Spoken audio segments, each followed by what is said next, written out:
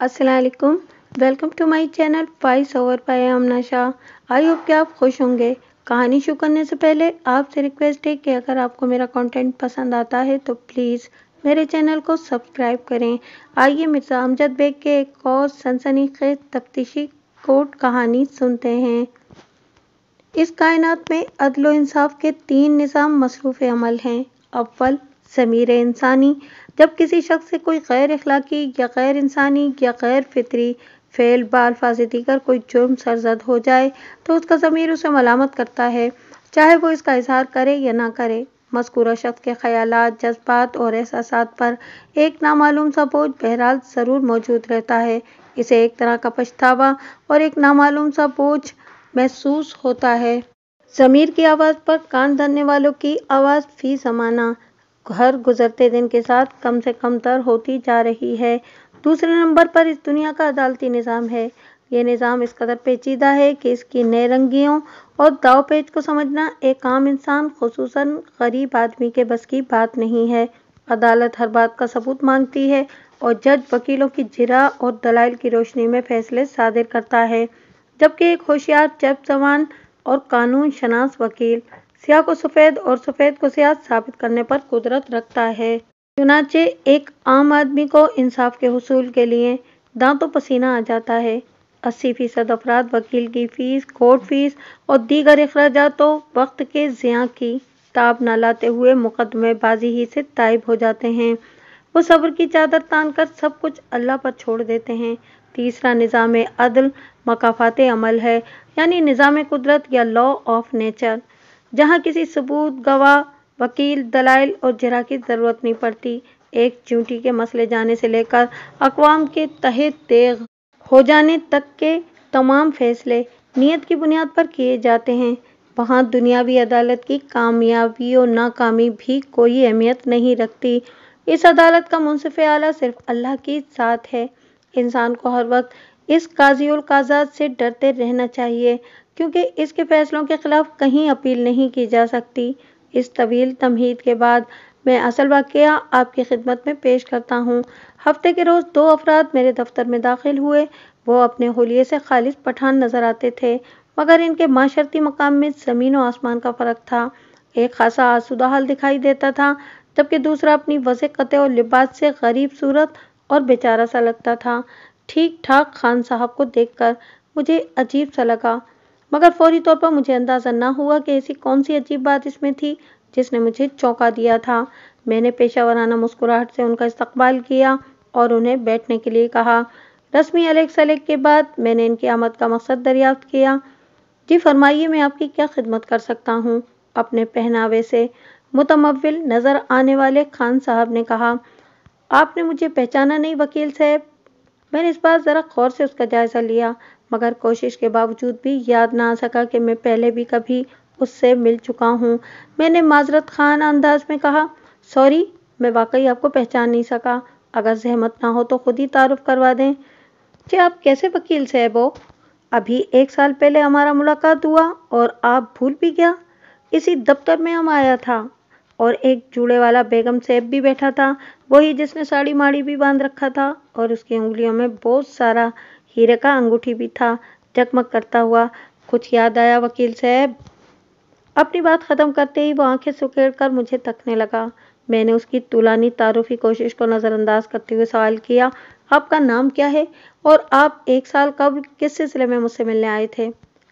बहुत अफसोस का बात है वकील साहब, वो अपनी रान पर हाथ मारते हुए गर्दन को दाएं बाएं हरकत देकर बोला, आपको हमारा नाम भी याद नहीं रहा? हम इधर आपके पास अपने जिगरी यार हैदर अली का केस लेकर आया था। केस क्या था? मैंने उसकी बातों में दिलचस्पी लेते हुए पूछा। इस दौरान में मिस्कीन सूरत खान साहब ने एक लफ्ज़ भी बोलकर नहीं दिया था। पहले हम आपको अपना नाम बताएगा, वो जोशीले अंदाज में बोला। हमारा नाम सुनकर सारा मामला आपकी समझ शरीफ में आ जाएगा। एक लम्हे के तवक्कुफ़ के बाद उसने बताया, हमारा नाम अव्वल खान है। फिर वो ऐसी नज़रों से मुझे देखने लगा जैसे मैं अभी उठकर उससे बगलगीर हो जाऊंगा। अव्वल खान का नाम सुनकर मुझे ये तो महसूस हुआ कि मैं पहले भी इस नाम के शख्स से मिल चुका हूँ। शायद इसीलिए उसके दफ्तर में दाखिल होते ही मुझे कुछ अजीब सा लगा था, लेकिन कोशिश के बावजूद भी मुझे याद ना आ सका कि वो क्यों मेरे पास आया था। اس لیے میں نے ایک مرتبہ پھر اس سے یہ سوال کیا۔ وہ ماتھے پر ہاتھ مارتے ہوئے جھنجھلاہٹ آمیز لہجے میں بولا، خواہ وکیل صاحب آپ ہم سے مذاق فرماتا ہے؟ وہ حیدر علی ہمارا جگری یار تھا نا، اس نے بہت معمولی سا واردات کر دیا تھا، بس 2 بندوں کو قتل متل کر دیا تھا اور پولیس نے اسے پکڑ کر گلشن تھانے میں بند کر دیا تھا۔ ہم نے پولیس والوں سے تو معاملہ پٹ کر لیا تھا، مگر آپ نے ہمیں بہت مایوس کیا۔ ہم نے آپ کو پہلے ہی بتا دیا تھا کہ پیس میس کا پکڑ مت کرو، ہمارے پاس بہت پیسہ ہے، لیکن آپ نے ہم کو صاف ٹرکھا دیا۔ آپ بولا، اول خان ہم تمہارے یار کو رہا نہیں کروا سکتا، تم کوئی دوسرا وکیل ڈھونڈ لو۔ مجھے اب بھی کچھ یاد نہیں آیا تھا، لیکن اگر میں اپنے ان خیالات کا اظہار اول خان کے سامنے کر دیتا تو وہ مجھے یاد دلانے کے لیے واقعات کا پنڈورا باکس کھول کر بیٹھ جاتا۔ اس لیے میں نے عافیت اسی میں جانی کہ اسے پہچاننے کا اقرار کر لوں۔ میرے اقرار پر خوشی سے اس کی باتیں کھل گئیں۔ وہ ذرا نارمل ہوا تو میں نے اس کی آمد کی غرض و غایت دریافت کی۔ وکیل صاحب اس بار بالکل جائز کام ہم آپ کے پاس لے کر آیا ہے، اول خان نے کہا، پھر اپنے ساتھی مسکین صورت شخص کی جانب اشارہ کرتے ہوئے بولا، یہ ہمارا بھائی بندوق خان ہے، اس کے بچہ لوگ کو پولیس نے تھانے میں بند کر دیا ہے۔ وہ اپنے خستہ حال ساتھی کو اپنا بھائی بتا رہا تھا۔ مجھے یہ بات ہضم نہیں ہوئی۔ میں نے اپنی تسلی کی خاطر پوچھا، اول خان کیا بندوق خان تمہارا سگا بھائی ہے؟ وہ میرے سوال کی تہ میں پوشیدہ مطلب سے آگاہ ہو گیا۔ فوری جواب دیا، نہیں وکیل صاحب، یہ ہمارا سگا بھائی نہیں ہے، یہ ہمارا پٹھان بھائی ہے۔ وہ آپ نے سنا نہیں، سب پٹھان آپس میں بھائی بھائی ہے۔ مجھے اس کی یہ بات سن کر ہنسی آ گئی۔ میں نے کہا، خان صاحب میں نے تو یوں سن رکھا ہے کہ تمام مسلمان آپس میں بھائی بھائی ہیں۔ وکیل صاحب آپ بھی بال کا کال نکالتا ہے، ہمارا مطلب وہی تھا۔ محاورے کے استعمال نے مجھے ایک مرتبہ پھر ہنسنے پر مجبور کر دیا تھا، تاہم میں نے جلد ہی اپنی کیفیت پر قابو پا لیا اور براہ راست متعلقہ سوال کیا۔ میں نے اس مرتبہ بندوق خان کو مخاطب کرتے ہوئے پوچھا، بندوق خان پولیس نے تمہارے بچے کو کیوں پکڑ رکھا ہے؟ بندوق خان نے جواب دینے سے پہلے اول خان کی طرف دیکھا، جیسے اس سے پوچھ رہا ہو کہ وہ کیا جواب دے۔ اول خان نے اس کی مشکل کو سمجھتے ہوئے مجھ سے کہا، آپ ہم سے پوچھیں وکیل صاحب، بندوق خان بہت پریشان ہے، یہ ٹھیک طرح بات نہیں کر سکے گا۔ میں نے وہی سوال اول خان سے پوچھا۔ اس نے جواب دیا، بندوق خان کے بچہ لوگ کو پولیس نے قتل کے الزام میں گرفتار کیا ہے۔ میں اپنی کرسی میں سیدھا ہو کر بیٹھ گیا۔ اول خان تم نے تو کہا تھا کہ تم اس بار بالکل جائز کیس لے کر آئے ہو۔ خدا پاک کا قسم، ہم نے 16 نے ٹھیک کہا تھا۔ میں نے پوچھا، تو تمہارا خیال ہے کہ قتل بندوق خان کے لڑکے نے نہیں کیا؟ ہمارا پکا یقین ہے وکیل صاحب، قتل کسی اور نے کیا ہے، بارود خان کو خواہ اس میں ملوث کیا گیا ہے۔ یہ بارود خان کون ہے؟ بندوق خان کا بچہ لوگ جو تھانے میں بند ہے، اول خان نے وضاحت کی۔ وکیل صاحب ہم 1 سال پہلے جب آپ کے پاس آیا تو 100% سچ بولا، ہمارے یار حیدر علی نے 2 آدمیوں کو قتل کیا تھا، ہم نے آپ کو صاف صاف بتا دیا تھا۔ اب بھی ہم صاف بات کرتا ہے، بارود خان نے قتل نہیں کیا، بچہ لوگ بالکل بے گناہ ہے وکیل صاحب۔ وہ بار بار بارود خان کو بچہ لوگ کہہ کر بات کر رہا تھا۔ مجھے ملزم کے نام اور طرز تخاطب میں عجیب سا تضاد محسوس ہوا۔ میں نے اپنی الجھن کو دور کرنے کی خاطر پوچھا، اول خان بارود خان کی عمر کتنی ہے؟ خدا آپ کا بھلا کرے وکیل صاحب، اول خان نے آنکھیں پھیلا کر مجھے دیکھا، پھر بندوق خان سے اپنی مادری زبان میں کچھ گفت و شنید کے بعد مجھے بتایا، وکیل صاحب بچہ لوگ 20 سال کا ہے۔ 20 سال کا ہے اور ابھی تک بچہ لوگ ہے؟ اول خان بڑے پھونڈے انداز میں مسکرایا اور پھر بولا، آپ دیکھے گا تو خود بخود سمجھ جائے گا، وہ آپ کو بھی بچہ ہی لگے گا۔ میں نے پوچھا، قتل کس کا ہوا ہے؟ ایک بیوی لوگ مارا گیا ہے، اس مرتبہ بارود خان کے باپ بندوق خان نے جواب دیا۔ 15-20 منٹ کی مزید دماغ سوزی کے دوران میں اول خان اور بندوق خان نے میرے سوالات کے جواب میں جو واقعات سنائے، ان کا خلاصہ کچھ اس طرح تھا۔ ملزم بارود خان کی عمر لگ بھگ 20 سال تھی، مگر دیکھنے میں وہ کسی طور بھی 12-13 سال سے زیادہ کا نہیں لگتا تھا۔ اپنے پستہ قد اور کمزور کاٹھی کی وجہ سے بھی وہ کوئی معصوم بچہ ہی دکھائی دیتا تھا۔ ان دنوں وہ ایک ایرانی ریسٹورانٹ میں بیرہ گیری کر رہا تھا۔ 7ویں جماعت میں 7 مرتبہ فیل ہونے کے بعد کوئی 2 سال پہلے اس نے تعلیم کو خیر باد کہہ دیا اور اس 2 سال کے عرصے میں اس نے 2 مختلف نوکریاں کی تھیں۔ گرفتاری سے قبل وہ ایرانی ریسٹورانٹ میں بیرے کے طور پر کام کر رہا تھا۔ یہ ریسٹورانٹ ایم جناح المعروف بے بندر روڈ پر واقع تھا۔ ایک خاص بات جو میرے علم میں آئی وہ یہ تھی کہ قریب 3 ماہ تک बारूद खान ने इस दफ्तर में भी मुलाजमत की थी जहां कत्ल की वारदात हुई थी। वो एक शाम के अखबार का दफ्तर था। अखबार गैर मारूफ था, मगर बहरहाल तवातुर से शाया होता था, अगरचे बिकता कम और दिखता ज़्यादा था। ऐसे अखबारात खबरों से ज़्यादा इश्तहारात और सियासी जोड़ तोड़ की बुनियाद पर पनपते तो हैं, मगर फलते फूलते नहीं हैं। इस अखबार का दफ्तर भी बंदर रोड पर ही एक कसीरुल मंजिला इमारत में था और ईरानी रेस्टोरेंट यहाँ से ज़्यादा दूर नहीं था। अखबार का दफ्तर इमारत के 3rd फ्लोर पर था। मकतूला एक ईसाई लड़की थी। उसका नाम फलोरी और उम्र कम से कम 25 साल थी। वो इसी अखबार के दफ्तर में मुलाजिम थी। अखबार का नाम हम अपनी सहूलत के लिए 5 स्टार फर्ज कर लेते हैं। अगरचे अखबारात के नाम इस नौइयत के होते नहीं हैं, फिर भी फर्ज करने में हर्ज ही क्या है। फ्लोरी का कत्ल बॉस के कमरे में हुआ था, यानी अखबार के एडिटर और पब्लिशर फरीदुद्दीन के कमरे में। फरीदुद्दीन लंबे बालों वाला एक तोंदीला शख्स था। इसकी उम्र 50 से तजावुज कर चुकी थी और चश्मे में गिलासेस की जगह अदसों ने ले ली थी। इसे खूबसूरत तो क्या, खूबसूरत कहना भी ज्यादती थी। इन आधी अधूरी बातों से केस पर मुनासिब रोशनी नहीं पड़ती थी। मैंने अपने जज्बात का इजहार किया तो अव्वल खान ने कहा, खूब वकील साहब, आप खुद उधर अदालत में बारूद खान से मुलाकात करो, वो आपको पूरी कहानी सुनाएगा। मैंने बंदूक खान से पूछा, आपके बेटे ने पुलिस को क्या बयान दिया है? पुलिस ने इसे उधर होटल से ही गिरफ्तार कर लिया था। हम उधर और हमारा बीबी रात को ताने गया, मगर पुलिस वालों ने हमें इससे बात भी नहीं करने दिया। बंदूक खान की बात खत्म हुई तो उसकी आंखों में आंसू तैर रहे थे। हमें कुछ मालूम नहीं उसने पुलिस को क्या बयान दिया।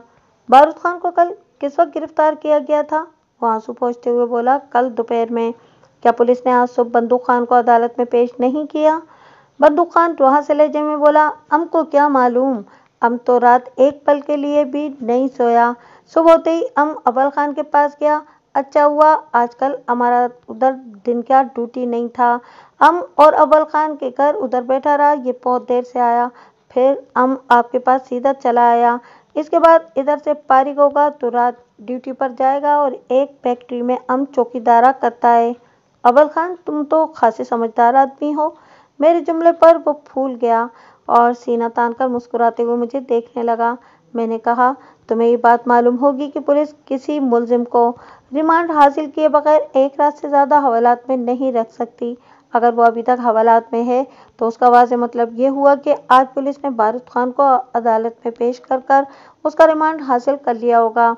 एकदम ठीक बोला वकील साहब, अव्वल खान ने तेज आवाज में कहा। हम इस खाना खराब का बच्चा पुलिस का सब कार्रवाई जानता है। मैंने कहा, फिर तो जब तक पुलिस अपनी तफ्तीश मुकम्मल करने के बाद अदालत में चालान पेश नहीं कर देती, इस वक्त तक मैं कुछ नहीं कर सकता। जमानत की दरख्वास्त तो इसके बाद ही दायर की जा सकती है। हमें सब मालूम है वकील साहब, अव्वल खान ने मुस्कुराते हुए कहा। पुलिस को अपना काम करने दें और आप अपना काम करें। इसके बाद उसने अपनी बास्केट की अंदरूनी जेब में से नोटों की एक गड्डी निकालकर मेरे सामने मेज पर डाल दी। वो 100 रुपए वाले नोटों की गड्डी थी। ये क्या है? मैंने इस्तफसार किया। ये क्या है? मैंने इस्तफसार किया। वो मूंछों पर ताव देते हुए बोला, वकील साहब, ये एडवांस है, पूरा 10,000 रुपया, और इसका रसीद लिखने का ज़रूरत भी नहीं है। याद है पिछले साल हमने हैदर अली का केस में आपको 5,000 रुपया पेशगी देने का कोशिश किया था और कागज मागज भी मांगा था। वकील साहब, इस वक्त तो हम बहुत गुस्से में था और दिल में आपको गालियां देता हुआ वापस चला गया था, मगर खुदा गवाह है वकील साहब, आपका ईमानदारी ने हमको बहुत मुतासिर किया। इसी वास्ते हम दोबारा आपके पास आया है।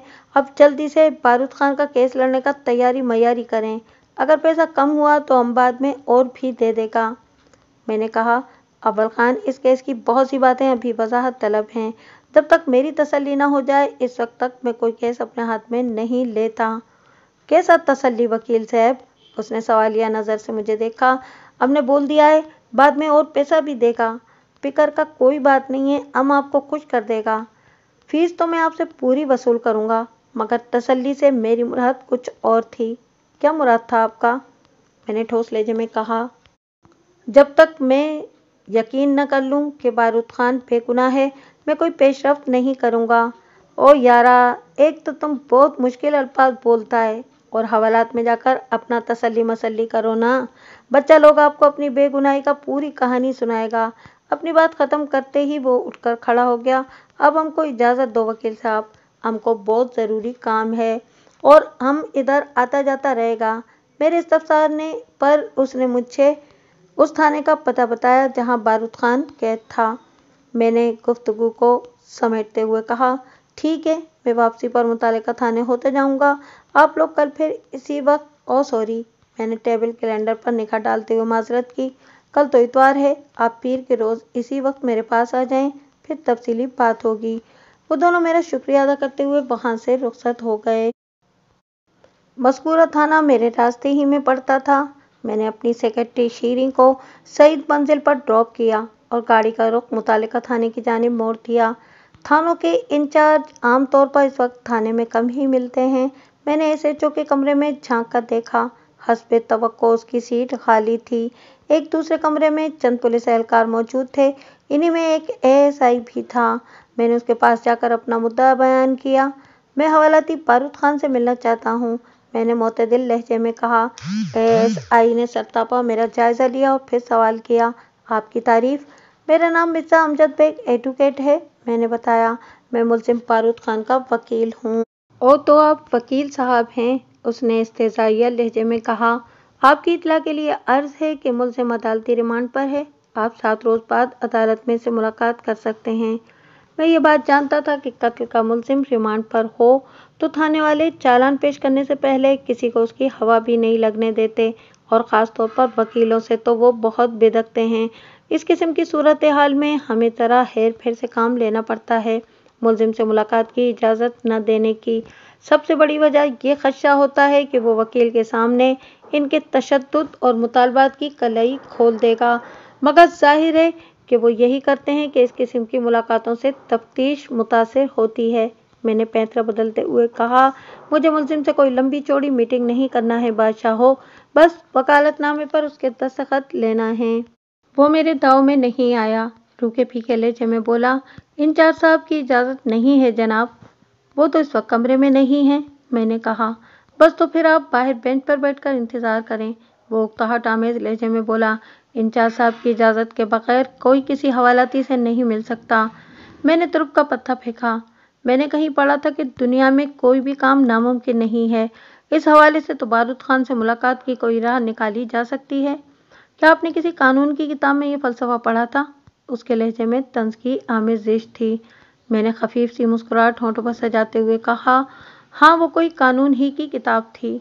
फिर तो आपको ये बात मालूम होगी कि आप कौन सी दफ़ा के तहत किसी हवालाती से मिलने का हक रखते हैं।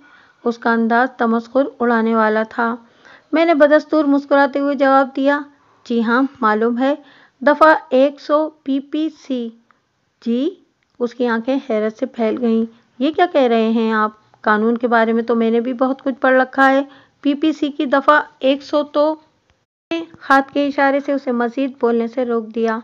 फिर एक आंख दबाकर मैंने खेज अंदाज में उसकी तरफ देखा और दाएं हाथ के अंगूठे को अंगुश्ते शहादत के साथ रगड़कर ऊपर को उछाल दिया। उसके चेहरे पर खुशगवार तासुरात नमूदार हुए, यानी कायदे आज़म जिंदाबाद। मैंने उस बात में सर हिलाया। इसने पूछा, ज़रा पीपीसी की वजाहत कर दें। ये बात तो तय है कि आपकी मुराद हरगिज़ पाकिस्तान पेनल कोड नहीं है। आपका अंदाज़ा दुरुस्त है, मैंने कहा। पीपीसी से मेरी मुराद पब्लिक प्राइवेट कमीशन है। उसने एक बुलंद आहंग कहकहा लगाया। आप मजाक बहुत अच्छा करते हैं। ये मजाक नहीं है, मैंने अपनी जेब में पर्स टटोलते हुए कहा। कायदे आज़म साहब, बहुत से मसाइल का हल है। ठीक है, ऐसा ही जल्दी से बोला। दीन मोहम्मद आपके साथ जा रहा है, मुझे आप पर पूरा भरोसा है। फिर उसने आवाज़ देकर एक पुलिस एहलकार को बुलाया और हुक्म दिया, दीन मोहम्मद, वकील साहब को बच्चा जमूरा के पास ले जाओ। जनाब, वही जो आधा ज़मीन के अंदर है? दीन मोहम्मद कांस्टेबल ने पूछा। जो आधा बाहर है, बस उतना ही नज़र आता है। हाँ, वही, एसआई ने कहा। और वकील साहब, जो भी पैगाम दें वो लेकर फौरी तौर पर मेरे पास आ जाओ। मैं दीन मोहम्मद के साथ हवालात चला गया। रास्ते में इसे मैंने 100 रुपये का एक सुर्ख नोट थमाते हुए कहा था, जल्दी वापस आने की कोशिश न करना। फिर मैंने 20 रुपये इसकी थैली पर रखते हुए कहा, बच्चों के लिए रबड़ी, खीर वगैरह ले जाना। वो वाकई खुश हो गया। बारूद खान को देखकर मैं चौंक उठा। वो वाकई 11-12 साल से ज्यादा का दिखाई नहीं देता था।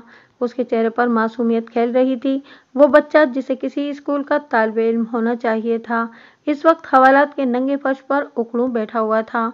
इसके चेहरे पर गैर मामूली चीज इसकी आंखें थीं। वो अपने चेहरे को हरकत दिए बगैर चारों जानिब देखने की सलाहियत रखता था। इस बात से जाहिर होता था कि वो एक चालाक और होशियार लड़का था। शक्ल सूरत के एतबार से वो एक दुबला पतला खूबसूरत लड़का था, वरना पठान बच्चे आमतौर पर खूबसूरत हुआ करते हैं। मैंने अपना तारुफ कराते हुए कहा, मेरा नाम मिर्जा अमजद बेग है, मैं एक वकील हूँ। तुम्हारा बाप दिन में मेरे पास आया था, उसके साथ एक और आदमी अव्वल खान भी था। इनकी ज़बानी मुझे तुम्हारे हालात का कुछ इल्म तो हुआ है, मगर ये मालूमात नाकाफ़ी हैं। अगर तुम चाहते हो कि मैं तुम्हें बाइज्जत बरी कराऊँ तो सब कुछ मुझे सच सच बता दो। हम आपको सब कुछ बताएगा, पहले हमारा ज़मानत का बंदोबस्त करो। इसके लहजे की बेखौफी मुझे हैरान कर रही थी। एक हवालाती और 9 उम्र हवालाती इतनी बहादुरी का मुजाहरा नहीं कर सकता था। मैंने कहा, पुलिस ने तुम्हारा 7 रोज़ का अदालती रिमांड दे रखा है। ये 7 दिन तो तुम्हें हवालात में ही गुजारना होंगे। जब पुलिस तुम्हें अदालत में पेश करेगी तो मैं तुम्हारी जमानत करवाने की कोशिश करूँगा। बस तो फिर आप अदालत में ही आकर हमसे मिलें। अभी क्या फायदा है? मैंने नर्म लहजे में कहा, बारूद खान, जब तक तुम मुझे हालात की हकीकत से आगाह नहीं करोगे, इस वक्त तक मैं तुम्हारे लिए कुछ भी नहीं कर सकूंगा। मैं तुम्हारा वकील हूँ, मुझसे कुछ छुपाओ मत। एक एक बात तफसील से बताओ, मैं तुम्हारी मदद करना चाहता हूँ। वो खलाओं में गुम होते हुए बोला। अब क्या फायदा? फलोरी नहीं रहा। उसकी आवाज़ दूर, बहुत दूर से आ रही थी। चंद लम्हे खामोश रहने के बाद उसके चेहरे पर ही जान खेज तासुरात उभर आए। फिर वो लरजीदा आवाज़ में बोला, अब नहीं छोड़ेगा, इस मोटे सुअर को नहीं छोड़ेगा। फिर वो खाली खाली नजरों से मुझे देखने लगा। मुझे यूं महसूस हुआ जैसे इसे सकता हो गया हो, शायद वो मेरे आर पार देख रहा था। बारूद खान की आवाज़, अंदाज और अज़ाइम से मैंने अंदाज़ा लगाया कि मकतूल फ्लोरी से उसकी कोई न कोई जज्बाती वाबस्तगी ज़रूर थी, और मोटे सुअर से उसकी मुराद यकीनी तौर पर फरीदुद्दीन ही था। इससे एक बात पाए सबूत को पहुंच जाती थी कि ये कोई इत्तेफाकी हादसा नहीं था। मुझे ये बात मालूम हो चुकी थी कि मुलजिम ने कुछ अर्सा 5 स्टार में बतौर पियोन मुलाजमत भी की थी। ये बात काबिल गौर थी। हवालात की तरफ जल्द किसी के आ जाने की उम्मीद नहीं थी, इसलिए मैंने कुरेद कुरेद कर बारूद खान से सारी तफसीलात मालूम कर लीं। इसकी पूरी कहानी सुनने के बाद मुझे यकीन हो गया था कि कत्ल उसने नहीं किया था, बल्कि उसे किसी सोचे समझे मंसूबे के तहत फांसा गया था। बारूद खान से निस्फ घंटे की मुलाकात के बाद मुझे जो तफसीलात हासिल हुई, इनमें से गैर ज़रूरी बातों को हज़फ करके मैं आपकी खिदमत में पेश करता हूँ, ताकि अदालती कार्रवाई के दौरान में आपका जहन किसी उलझन का शिकार न हो। बहुत सी कारामद बातों और अहम इंकशाफात का मैं अदालत में ही जिक्र करूँगा। बारूद खान ने 7वीं क्लास में तकरीबन 7 बार फेल होने के बाद अमली ज़िंदगी में कदम रखा। इस वक्त वो 18 साल का हो चुका था। इब्तिदा में इसने शेरशाह स्पेयर पार्ट्स की एक दुकान पर लोडिंग अनलोडिंग का काम किया। मुंह, सर और कपड़े काले होने के साथ साथ ये काम उसकी बिसात से बाहर साबित हुआ। उसका नातवां जिस्म इस मशक्क़त का मुतहम्मिल नहीं हो सका। नाचार 1 माह बाद ही उसकी हिम्मत जवाब दे गई। अब उसकी मंजिल रनछोड़ लाइन में वाक़ एक बर्फ़ खाना था। यहाँ पर काम करते हुए अगरचे हाथ पांव तो साफ रहते थे, मगर यह भी कोई आसान काम नहीं था। चंद रोज़ ही में वो बेबस हो गया। बहालत मजबूरी उसे ये नौकरी भी छोड़ना पड़ी। अमली ज़िंदगी की सख्तियों से वाबस्ता पड़ा तो तालीम की कदर कीमत का उसे एहसास हुआ, मगर पढ़ना लिखना उसके इख्तियार में कब था। अगर उसका पढ़ाई में दिल ठुका होता तो आज वो ग्रेजुएशन कर चुका होता, या 1 आध साल में कर लेता। चंद रोज़ बेकार और बेरोज़गार होने के बाद आखिरकार उसे ढंग की एक मुलाजमत मिल ही गई। चुगताई ट्रेडर्स में वो प्योन भर्ती हो गया। वो तनख्वाह 1000 रुपये माहवार और काम इंतहाई हल्का फुल्का और आसान था। उसने सुबह सांस ली और मुतमईन होकर काम में जुट गया। चुगताई ट्रेडर्स दरअसल रेडीमेड गारमेंट और टेक्सटाइल प्रोडक्ट्स की बरामद करते थे। इसके साथ ही वो इंडेंटिंग का काम भी करते थे, यानी अपना एक मखसूस कमीशन लेने के बाद वो दूसरी छोटी कंपनियों का माल भी बरामद करते थे। चुगताई ट्रेडर्स का दफ्तर भी इसी बिल्डिंग में था जहां से अखबार 5 स्टार निकलता था, लेकिन ये दोनों दफ्तर आमने सामने थे। आप इस कसीर मंजिला बिल्डिंग का नाम स्टार प्लाजा फर्ज कर लें। मैं इस बिल्डिंग का असल नाम आपको नहीं बताऊंगा क्योंकि इससे बहुत से लोगों की असलियत खुलने का अंदेशा है। स्टार प्लाजा पुरानी तर्ज की बिल्डिंग थी, यानी हर फ्लोर पर कमरों के आगे बालकनी मौजूद थी। 5 स्टार और चुगताई ट्रेडर्स के दफ्तर चूंकि एक ही फ्लोर पर थे और आमने सामने भी थे, इसलिए एक दफ्तर की बालकनी में खड़े होकर बआसानी दूसरे दफ्तर में आने जाने वालों पर नजर रखी जा सकती थी। बारूद खान को चुगताई ट्रेडर्स में काम करते हुए भी चंद माह ही गुजरे थे कि 5 स्टार के स्टाफ में एक खुशगवार इजाफा हुआ। तीखे नुकुश वाली सांवली सलोनी फ्लोरी की आमद ने बिल्डिंग में हलचल मचा दी। इस बिल्डिंग के मुख्तलिफ दफातर में और भी लड़कियां काम करती थीं, मगर फ्लोरी की बेबाकी और मतवाली चाल ढाल ने सबको इस पर तवज्जो देने पर मजबूर कर दिया। वो अक्सर व पेशतर स्कर्ट और ब्लाउज में ऑफिस आती थी या फिर सिलोलेट शर्ट और चुस्त पतलून उसका मरगूब पहनावा था। इस पर पेंसिल हिल की खटखट गोया मनचलों के दिलों पर दस्तक देती थी। इसे देखकर आहें भरने और दिल महसूस कर रह जाने वालों की तादाद कम न थी। बारूद खान का शुमार भी इन्हीं अफराद में होता था। शुरू में किसी ने उस पर तवज्जो न दी। एक तो शक्ल ही से वो बच्चा दिखाई देता था, दूसरे उसकी हैसियत ने किसी को उस पर ध्यान देने का मौका नहीं दिया। मगर जब वो अक्सर व बेशतर गैलरी में टहलता हुआ पाए जाने लगा तो सबकी समझ में आ गया कि दाल में कुछ काला जरूर है। फ्लोरी ने अगरचे कभी बारूद खान पर तवज्जो नहीं दी थी, मगर वो जी जान से इस पर निसार हो चुका था।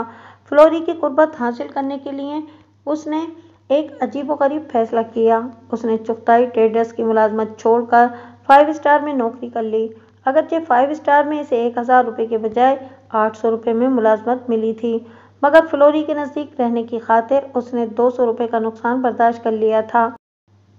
5 स्टार में काम करने के लिए बारूद खान ने बड़ी तगोदो की थी।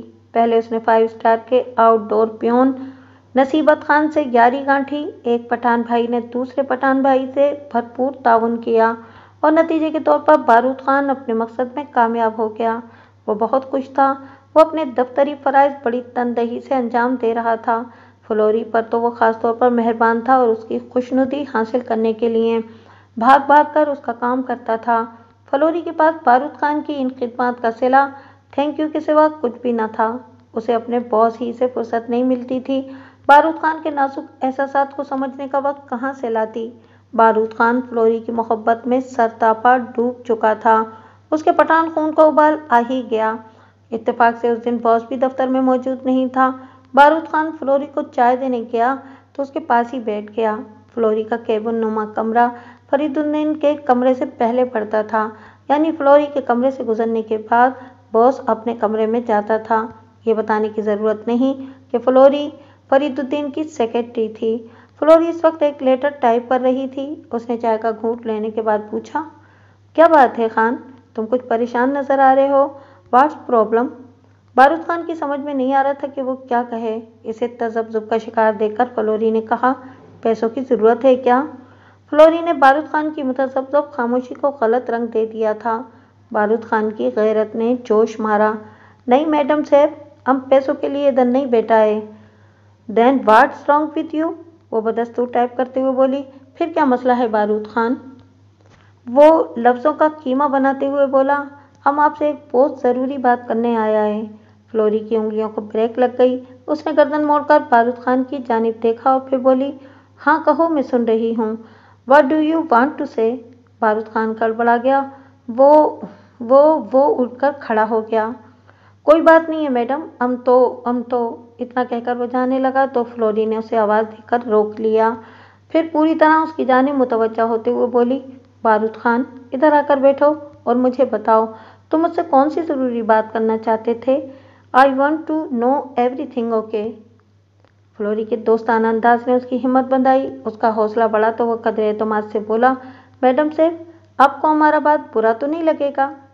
Not at all. वो इसकी सादगी पर मुस्कुराई। तुम जो कुछ कहना चाहते हो बिला खौफ खतर कह डालो। बारूद खान ने कह डाला, मैडम साहब, आप हमको बहुत अच्छा लगता है। So what? वो खिलखिलाकर हंस पड़ी। इसमें परेशानी की क्या बात है? मैं तो बहुत से लोगों को अच्छी लगती हूँ। Don't be so worry about me. वो जुज्बुज होकर बोला। दूसरे लोगों का बात और है मैडम साहब। फ्लोरी इसकी कैफियत से लुत्फानंदोज हो रही थी। उसने बारूद खान की जानिब उंगली से इशारा करते हुए कहा, अच्छा बताओ, मैं तुम्हें क्यों अच्छी लगती हूँ? Let me explain please. हमारा बात मुख्तलिफ है मैडम साहब, वो थूक निकल कर बोला। वाट डिफरेंट? फ्लोरी ने बदस्तूर मुस्कुराते हुए पूछा। तुम्हारी बात मुख्तलिफ क्यों है? हम आपसे मोहब्बत फरमाता है। फ्लोरी ने बेख्तियार एक कहा लगाया और फिर हंसते हुए बोली, मोहब्बत? You mean love? How crazy you are. Barood Khan के चेहरे पर एक रंग सा आकर गुजर गया। इसे तवक्को नहीं थी कि फ्लोरी इसकी मोहब्बत का इस तरह मजाक उड़ाएगी। हालांकि फ्लोरी मजाक नहीं उड़ा रही थी, बल्कि वो इसकी जिसारत पर इजहार हैरत कर रही थी। लेकिन उसका हंसना और कहा लगाना बारूद खान को ज़हनी अज़ियत से दो चार कर रहा था। वो यही समझ रहा था कि फ्लोरी ने इसकी मोहब्बत को ठुकरा दिया है। इस वक्त उसका दिल लहू हो रहा था। जिसकी मोहब्बत में वो दिन रात पकता रहा था, वो इसके इजहार मोहब्बत को इतने गैर संजीदा अंदाज में ले रही थी। उसका जी भर आया। फिर वो भर्राई हुई आवाज़ में बोला, मैडम साहब, हम खुदा पाक का कसम खाकर कहता है, हम आपसे बहुत मोहब्बत करता है। अगर आप हमें ना मिला तो हम अपनी जान दे देगा, हम खुदकुशी कर लेगा। फ्लोरी ने पहली मर्तबा संजीदा निगाहों से उसे देखा और फिर नागवारी से बोली, are you going to be mad? मुझे लगता है कि तुम्हारा दिमाग खराब हो गया है, इसीलिए बहकी बहकी बातें कर रहे हो। ये बहकी बहकी बातें नहीं है मैडम साहब, वो कतईयत से बोला। एक ना एक दिन आपको हमारा मोहब्बत का यकीन ज़रूर आ जाएगा। Shut your mouth and get lost, वो पाँव पटक कर बोली। अगर तुमने अब कोई बकवास की तो मैं बॉस से तुम्हारी शिकायत कर दूंगी। जाओ यहाँ से, और मेरी इजाज़त के बगैर मेरे कमरे में कदम न रखना। वो थोड़ी देर तक दुज़दीदा नज़रों से अपने संगदिल महबूब को देखता रहा, फिर आईनाए दिल की किरचियों को समेटकर वहाँ से वापस आ गया। फ्लोरी ने पूरी तरह धुतकार कर उसे अपने कमरे से निकाल दिया था, मगर वो फ्लोरी को अपने दिल से नहीं निकाल सकता था, क्योंकि ऐसा करना उसके बस में नहीं था। इस बात को वही लोग सही मायनों में महसूस कर सकते हैं जिनके दिल की धड़कन किसी और की याद की मरहून मिन्नत हो। फ्लोरी ने पहली फुर्सत में यह वाकया मज़े ले लेकर अपने बॉस को सुनाया। दूसरे रोज़ बारूद खान दफ्तर पहुंचा तो इसकी पेशी हो गई। वो फरीदुद्दीन की खिदमत में हाजिर हुआ और हाथ बांधकर खड़ा हो गया। उसके वहमो गुमान में भी नहीं था कि इसे क्यों तलब किया गया था। बंद कमरे की खामोशी में फरीदुद्दीन की आवाज़ गूंजी। वो इंतहाई कुसीले लहजे में बारूद खान से इस्तफसार कर रहा था। मुझे पता चला है कि कल तुमने मिस फ्लोरी से बदतमीजी की है। सूरत हाल की वजाहत करते हुए बारूद खान ने मोहतात अंदाज में बेखौफी से कहा, सेब, आपको ये बात किसने बताया? तुम मेरी बात का जवाब दो। फरीदुद्दीन धाड़ा। बारूद खान अपने बॉस के चेहरे पर नजरें गाड़ते हुए गोया हुआ। हमने मैडम के साथ कोई बदतमीजी नहीं किया सर, आप चाहिए कि इनको बुलाकर पूछ लें। मैंने सुना है तो ठीक ही सुना होगा, फरीदुद्दीन ने झुंझुलाहट आमेज लहजे में कहा। मुझे किसी तस्दीक की ज़रूरत नहीं है। तुम सच सच बताओ, तुमने कल मिस फ्लोरी से इजहार मोहब्बत नहीं किया था? किया था, हमने किया था, बारूद खान ने दो टोक लहजे में कहा। हमने मैडम को बताया था कि हम उसको बहुत चाहता है, इससे सच्चा मोहब्बत करता है, लेकिन हमने कोई बदतमीजी नहीं किया। आप चाहें तो मैडम को बुलाकर। फरीदुद्दीन उसकी बात कहते करते हुए बोला, हो जाहिल की औलाद, मैं इसी बदतमीजी की बात कर रहा हूँ। ये बदतमीजी नहीं है साहब, बारूद खान ने बिफरे हुए अंदाज में तुर्की बतुर्की जवाब दिया। मोहब्बत करना बदतमीजी कैसे हो सकता है? मोहब्बत तो खुदाई जज्बा है। खुदा अपने बंदों से मोहब्बत फरमाता है। आप इतना बड़ा सेब है, बहुत पढ़ा लिखा है, एक अखबार निकालता है, आपको ये छोटा सा बात मालूम नहीं है? फरीदुद्दीन लाजवाब होकर उसका मुंह देखने लगा, फिर अपनी झेप मिटाने की खातिर कहा, ये तुम्हारी पहली गलती है, इसलिए मैं माफ़ करता हूँ।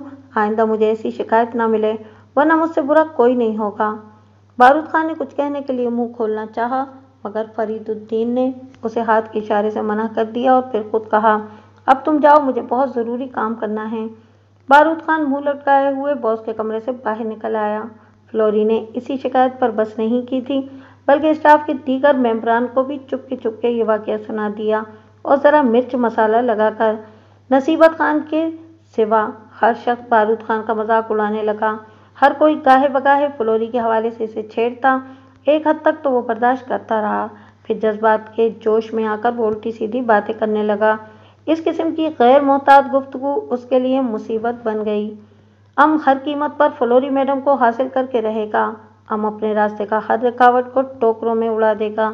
اگر باس نے گڑبڑ کیا تو اس موٹے کا پیٹ پھاڑ دے گا۔ فلوری کو نہ ملا تو اپنی جان قربان کر دے گا۔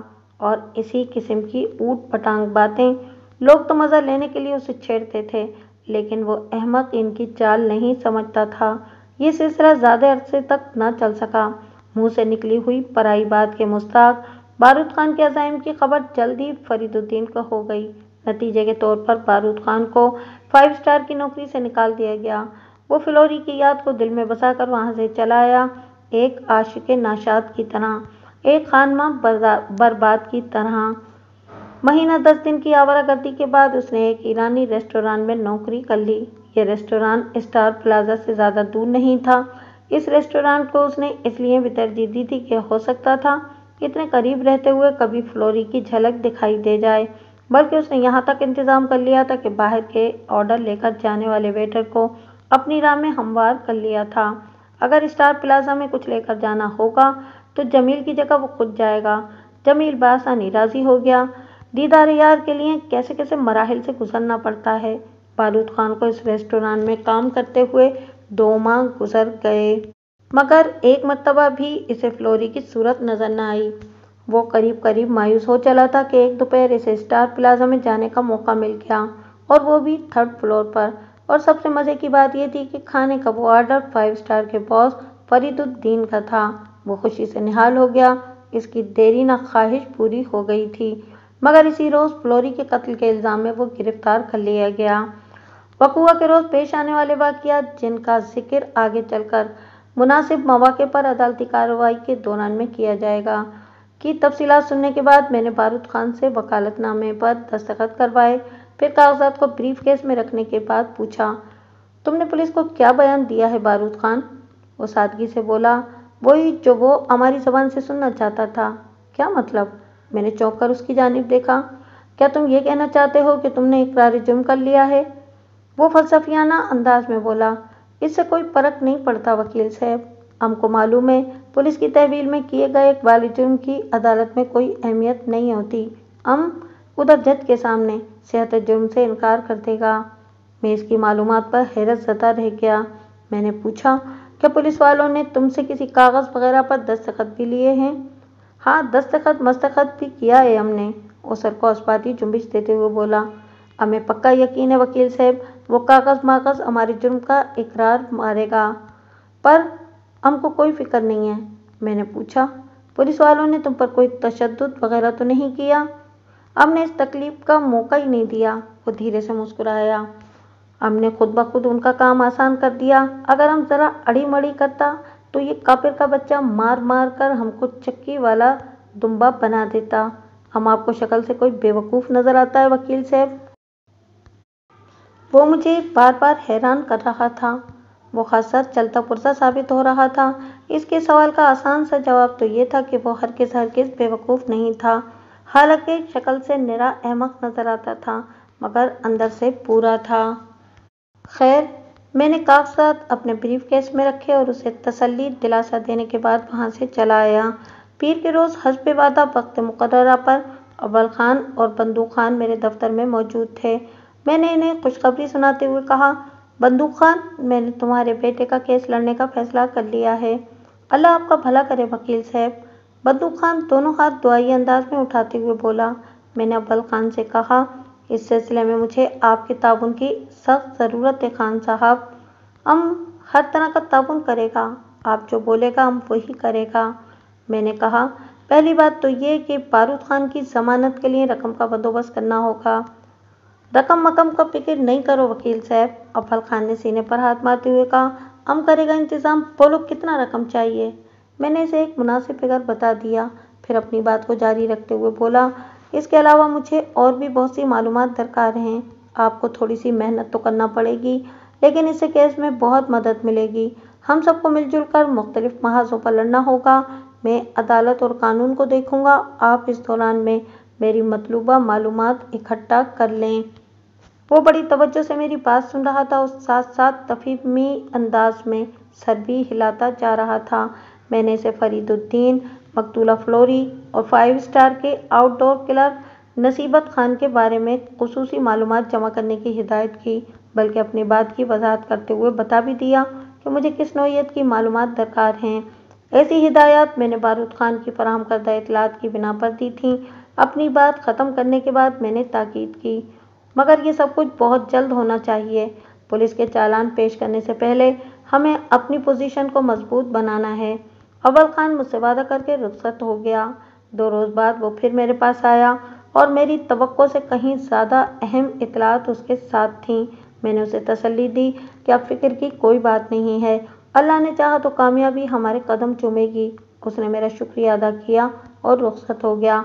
उसके जाने के बाद मैं केस की इब्तिदाई तैयारी में मसरूफ़ हो गया। पुलिस ने रिमांड की मुद्दत पूरी होने के बाद चालान पेश कर दिया। पुलिस रिपोर्ट में वाज़ेह तौर पर यह बात दर्ज थी कि मुलजिम अपने जुर्म का इकरार कर चुका है और उसने इस बात की भी तस्दीक कर दी है कि जिस रिवॉल्वर से कत्ल किया गया और वारदात हुई वो इसी की मिल्कियत था। वजह कत्ल इंतकाम को बताया गया था। कुछ अरसा कबल मकतूला फ्लोरी ने मुलजिम बारूद खान को बुरी तरह बेइज्जत किया था, बल्कि इसे नौकरी से भी निकलवा दिया था।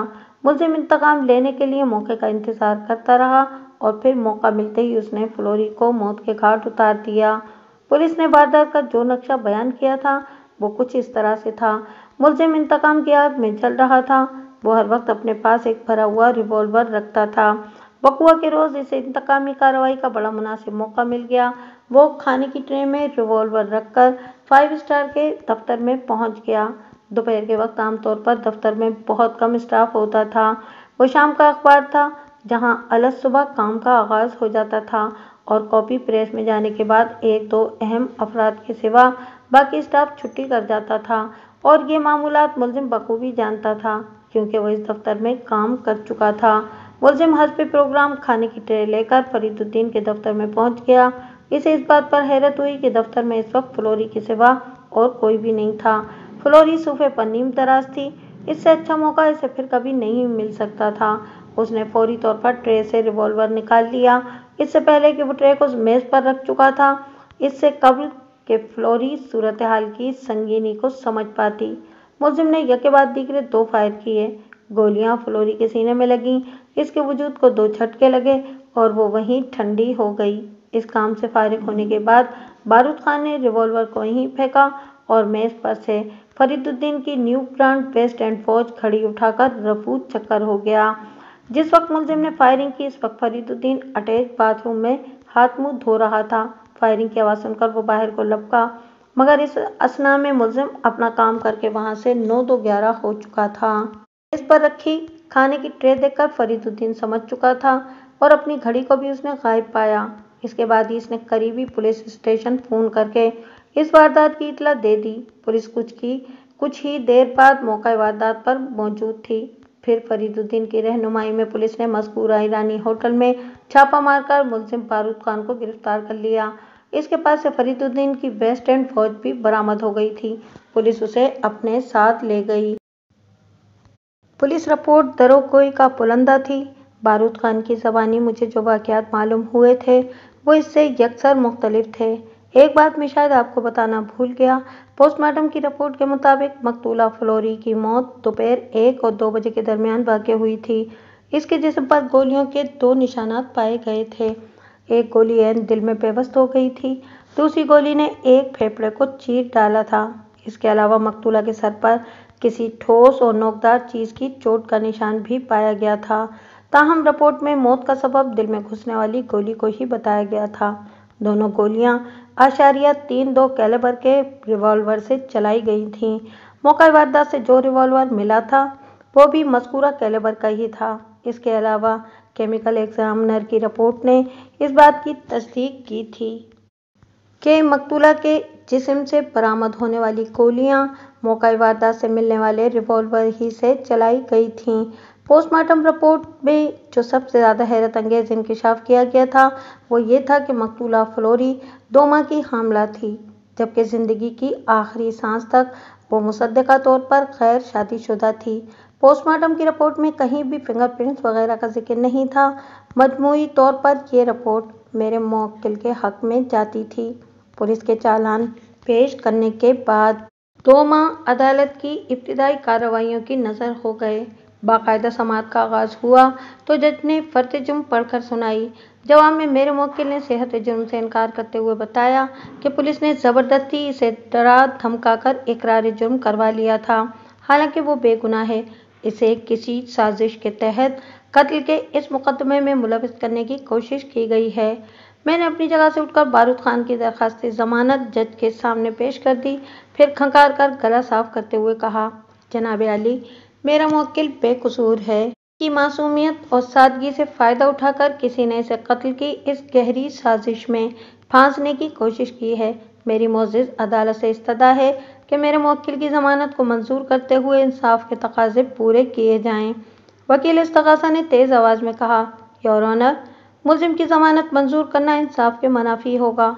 इसने एक संगीन जुर्म का इर्तिकाब किया है और पुलिस की तहवील में इसने अपने जुर्म का इकबाल भी किया है।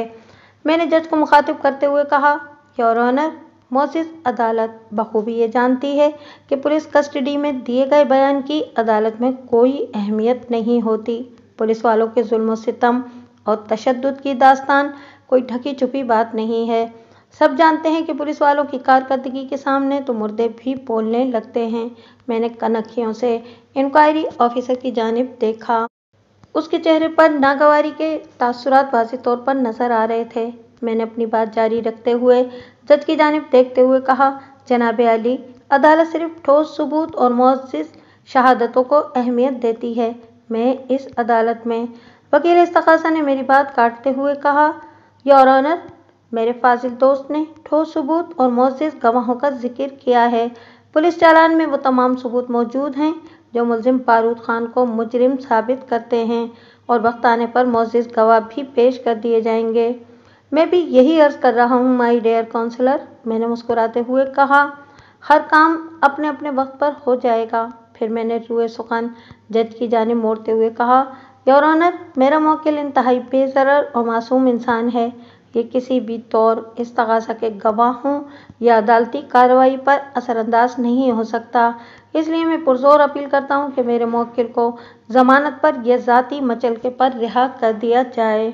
बहुत खूब, वकील मुखालिफ ने तमस्खुराना अंदाज में कहा, योर ऑनर, वकील सफाई की नज़र में मुल्ज़िम बारूद खान एक बेज़रर और मासूम इंसान है।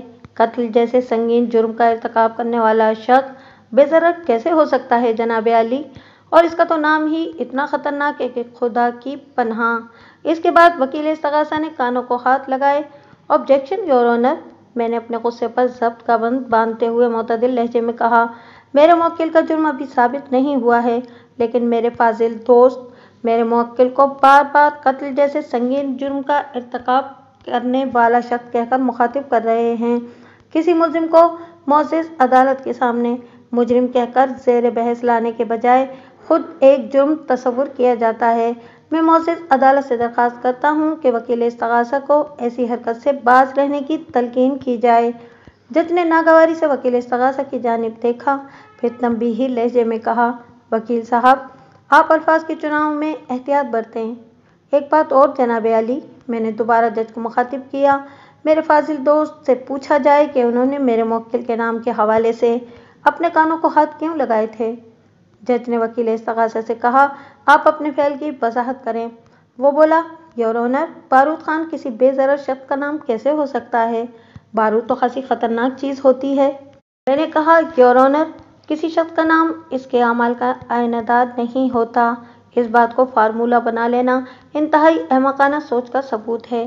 क्या ये दावा किया जा सकता है कि आबिद नाम का कोई शख्स वाकई इबादत गुजार भी होगा या जाहिद नामी कोई शख्स मुत्तकी और परहेजगार होगा? जमील नाम के किसी शख्स का हसीन और खूबरू होना ज़रूरी नहीं है। सुल्तान नामी एक शख्स मामूली मजदूर भी हो सकता है और खादिम नामी कोई शख्स इंतहाई बाइख्तियार और बाइख्तिदार भी हो सकता है। लिहाजा बारूद खान को बारूद की वजह से ख़तरनाक करार देना किसी तौर पर भी मुनासिब और जायज़ नहीं है। नाम आम तौर पर कौम, तहजीब और इलाकाई खित्ते की मुनासबत और मिजाज के मुताबिक रखे जाते हैं। पठान कौम में बलबला, अज़्म और जोश कुछ ज़्यादा ही पाया जाता है। اس لیے ان کے نام بھی خاصے دبنگ ہوتے ہیں، مثلاً بارود خان، بندوق خان، شمشیر خان، اسلحہ خان، زلزلہ خان وغیرہ وغیرہ۔ جج نے میری بات کے اختتام پر کہا، آپ حضرات آپس میں الجھنے کے بجائے عدالتی کارروائی کو آگے بڑھائیں۔ پھر اس نے دیوار گیر کھڑی پر نظر ڈالی اور وکیل استغاثہ سے پوچھا، آپ کے پاس ضمانت روکنے کی ٹھوس وجوہات ہیں؟ اس کے بعد وہ میری طرف مڑا، بیگ صاحب آپ ضمانت کے حق میں کچھ اور کہنا چاہتے ہیں؟ وکیل استغاثہ کے جواب دینے سے پہلے ہی میں بول اٹھا، جناب عالی، اپنے موکل کی بے گناہی ثابت کرنے کے لیے میرے پاس دلائل کا ایک وسیع ذخیرہ موجود ہے، مگر میں اپنے دلائل وقت آنے پر ہی دوں گا۔ ابھی میری معزز عدالت سے بس اتنی درخواست ہے کہ میرے موکل کی ضمانت منظور کر لی جائے۔ سر دست میں اتنا عرض کر دوں کہ میرا موکل ایک سوچی سمجھی سازش کا شکار ہوا ہے۔ پولیس نے دانستہ بہت سی اہم باتوں کو نظر انداز کیا ہے۔ میں اپنی بات کی سچائی کے لیے تفتیشی افسر سے کچھ سوالات کرنا چاہتا ہوں، اگر معزز عدالت کی اجازت ہو تو۔ یو آر پرمیٹڈ، جج نے فیصلہ کن لہجے میں جواب دیا۔ تفتیشی افسر ایک ASI تھا۔ وہ جج کی اجازت کے بعد کٹہرے میں آ کر کھڑا ہوا۔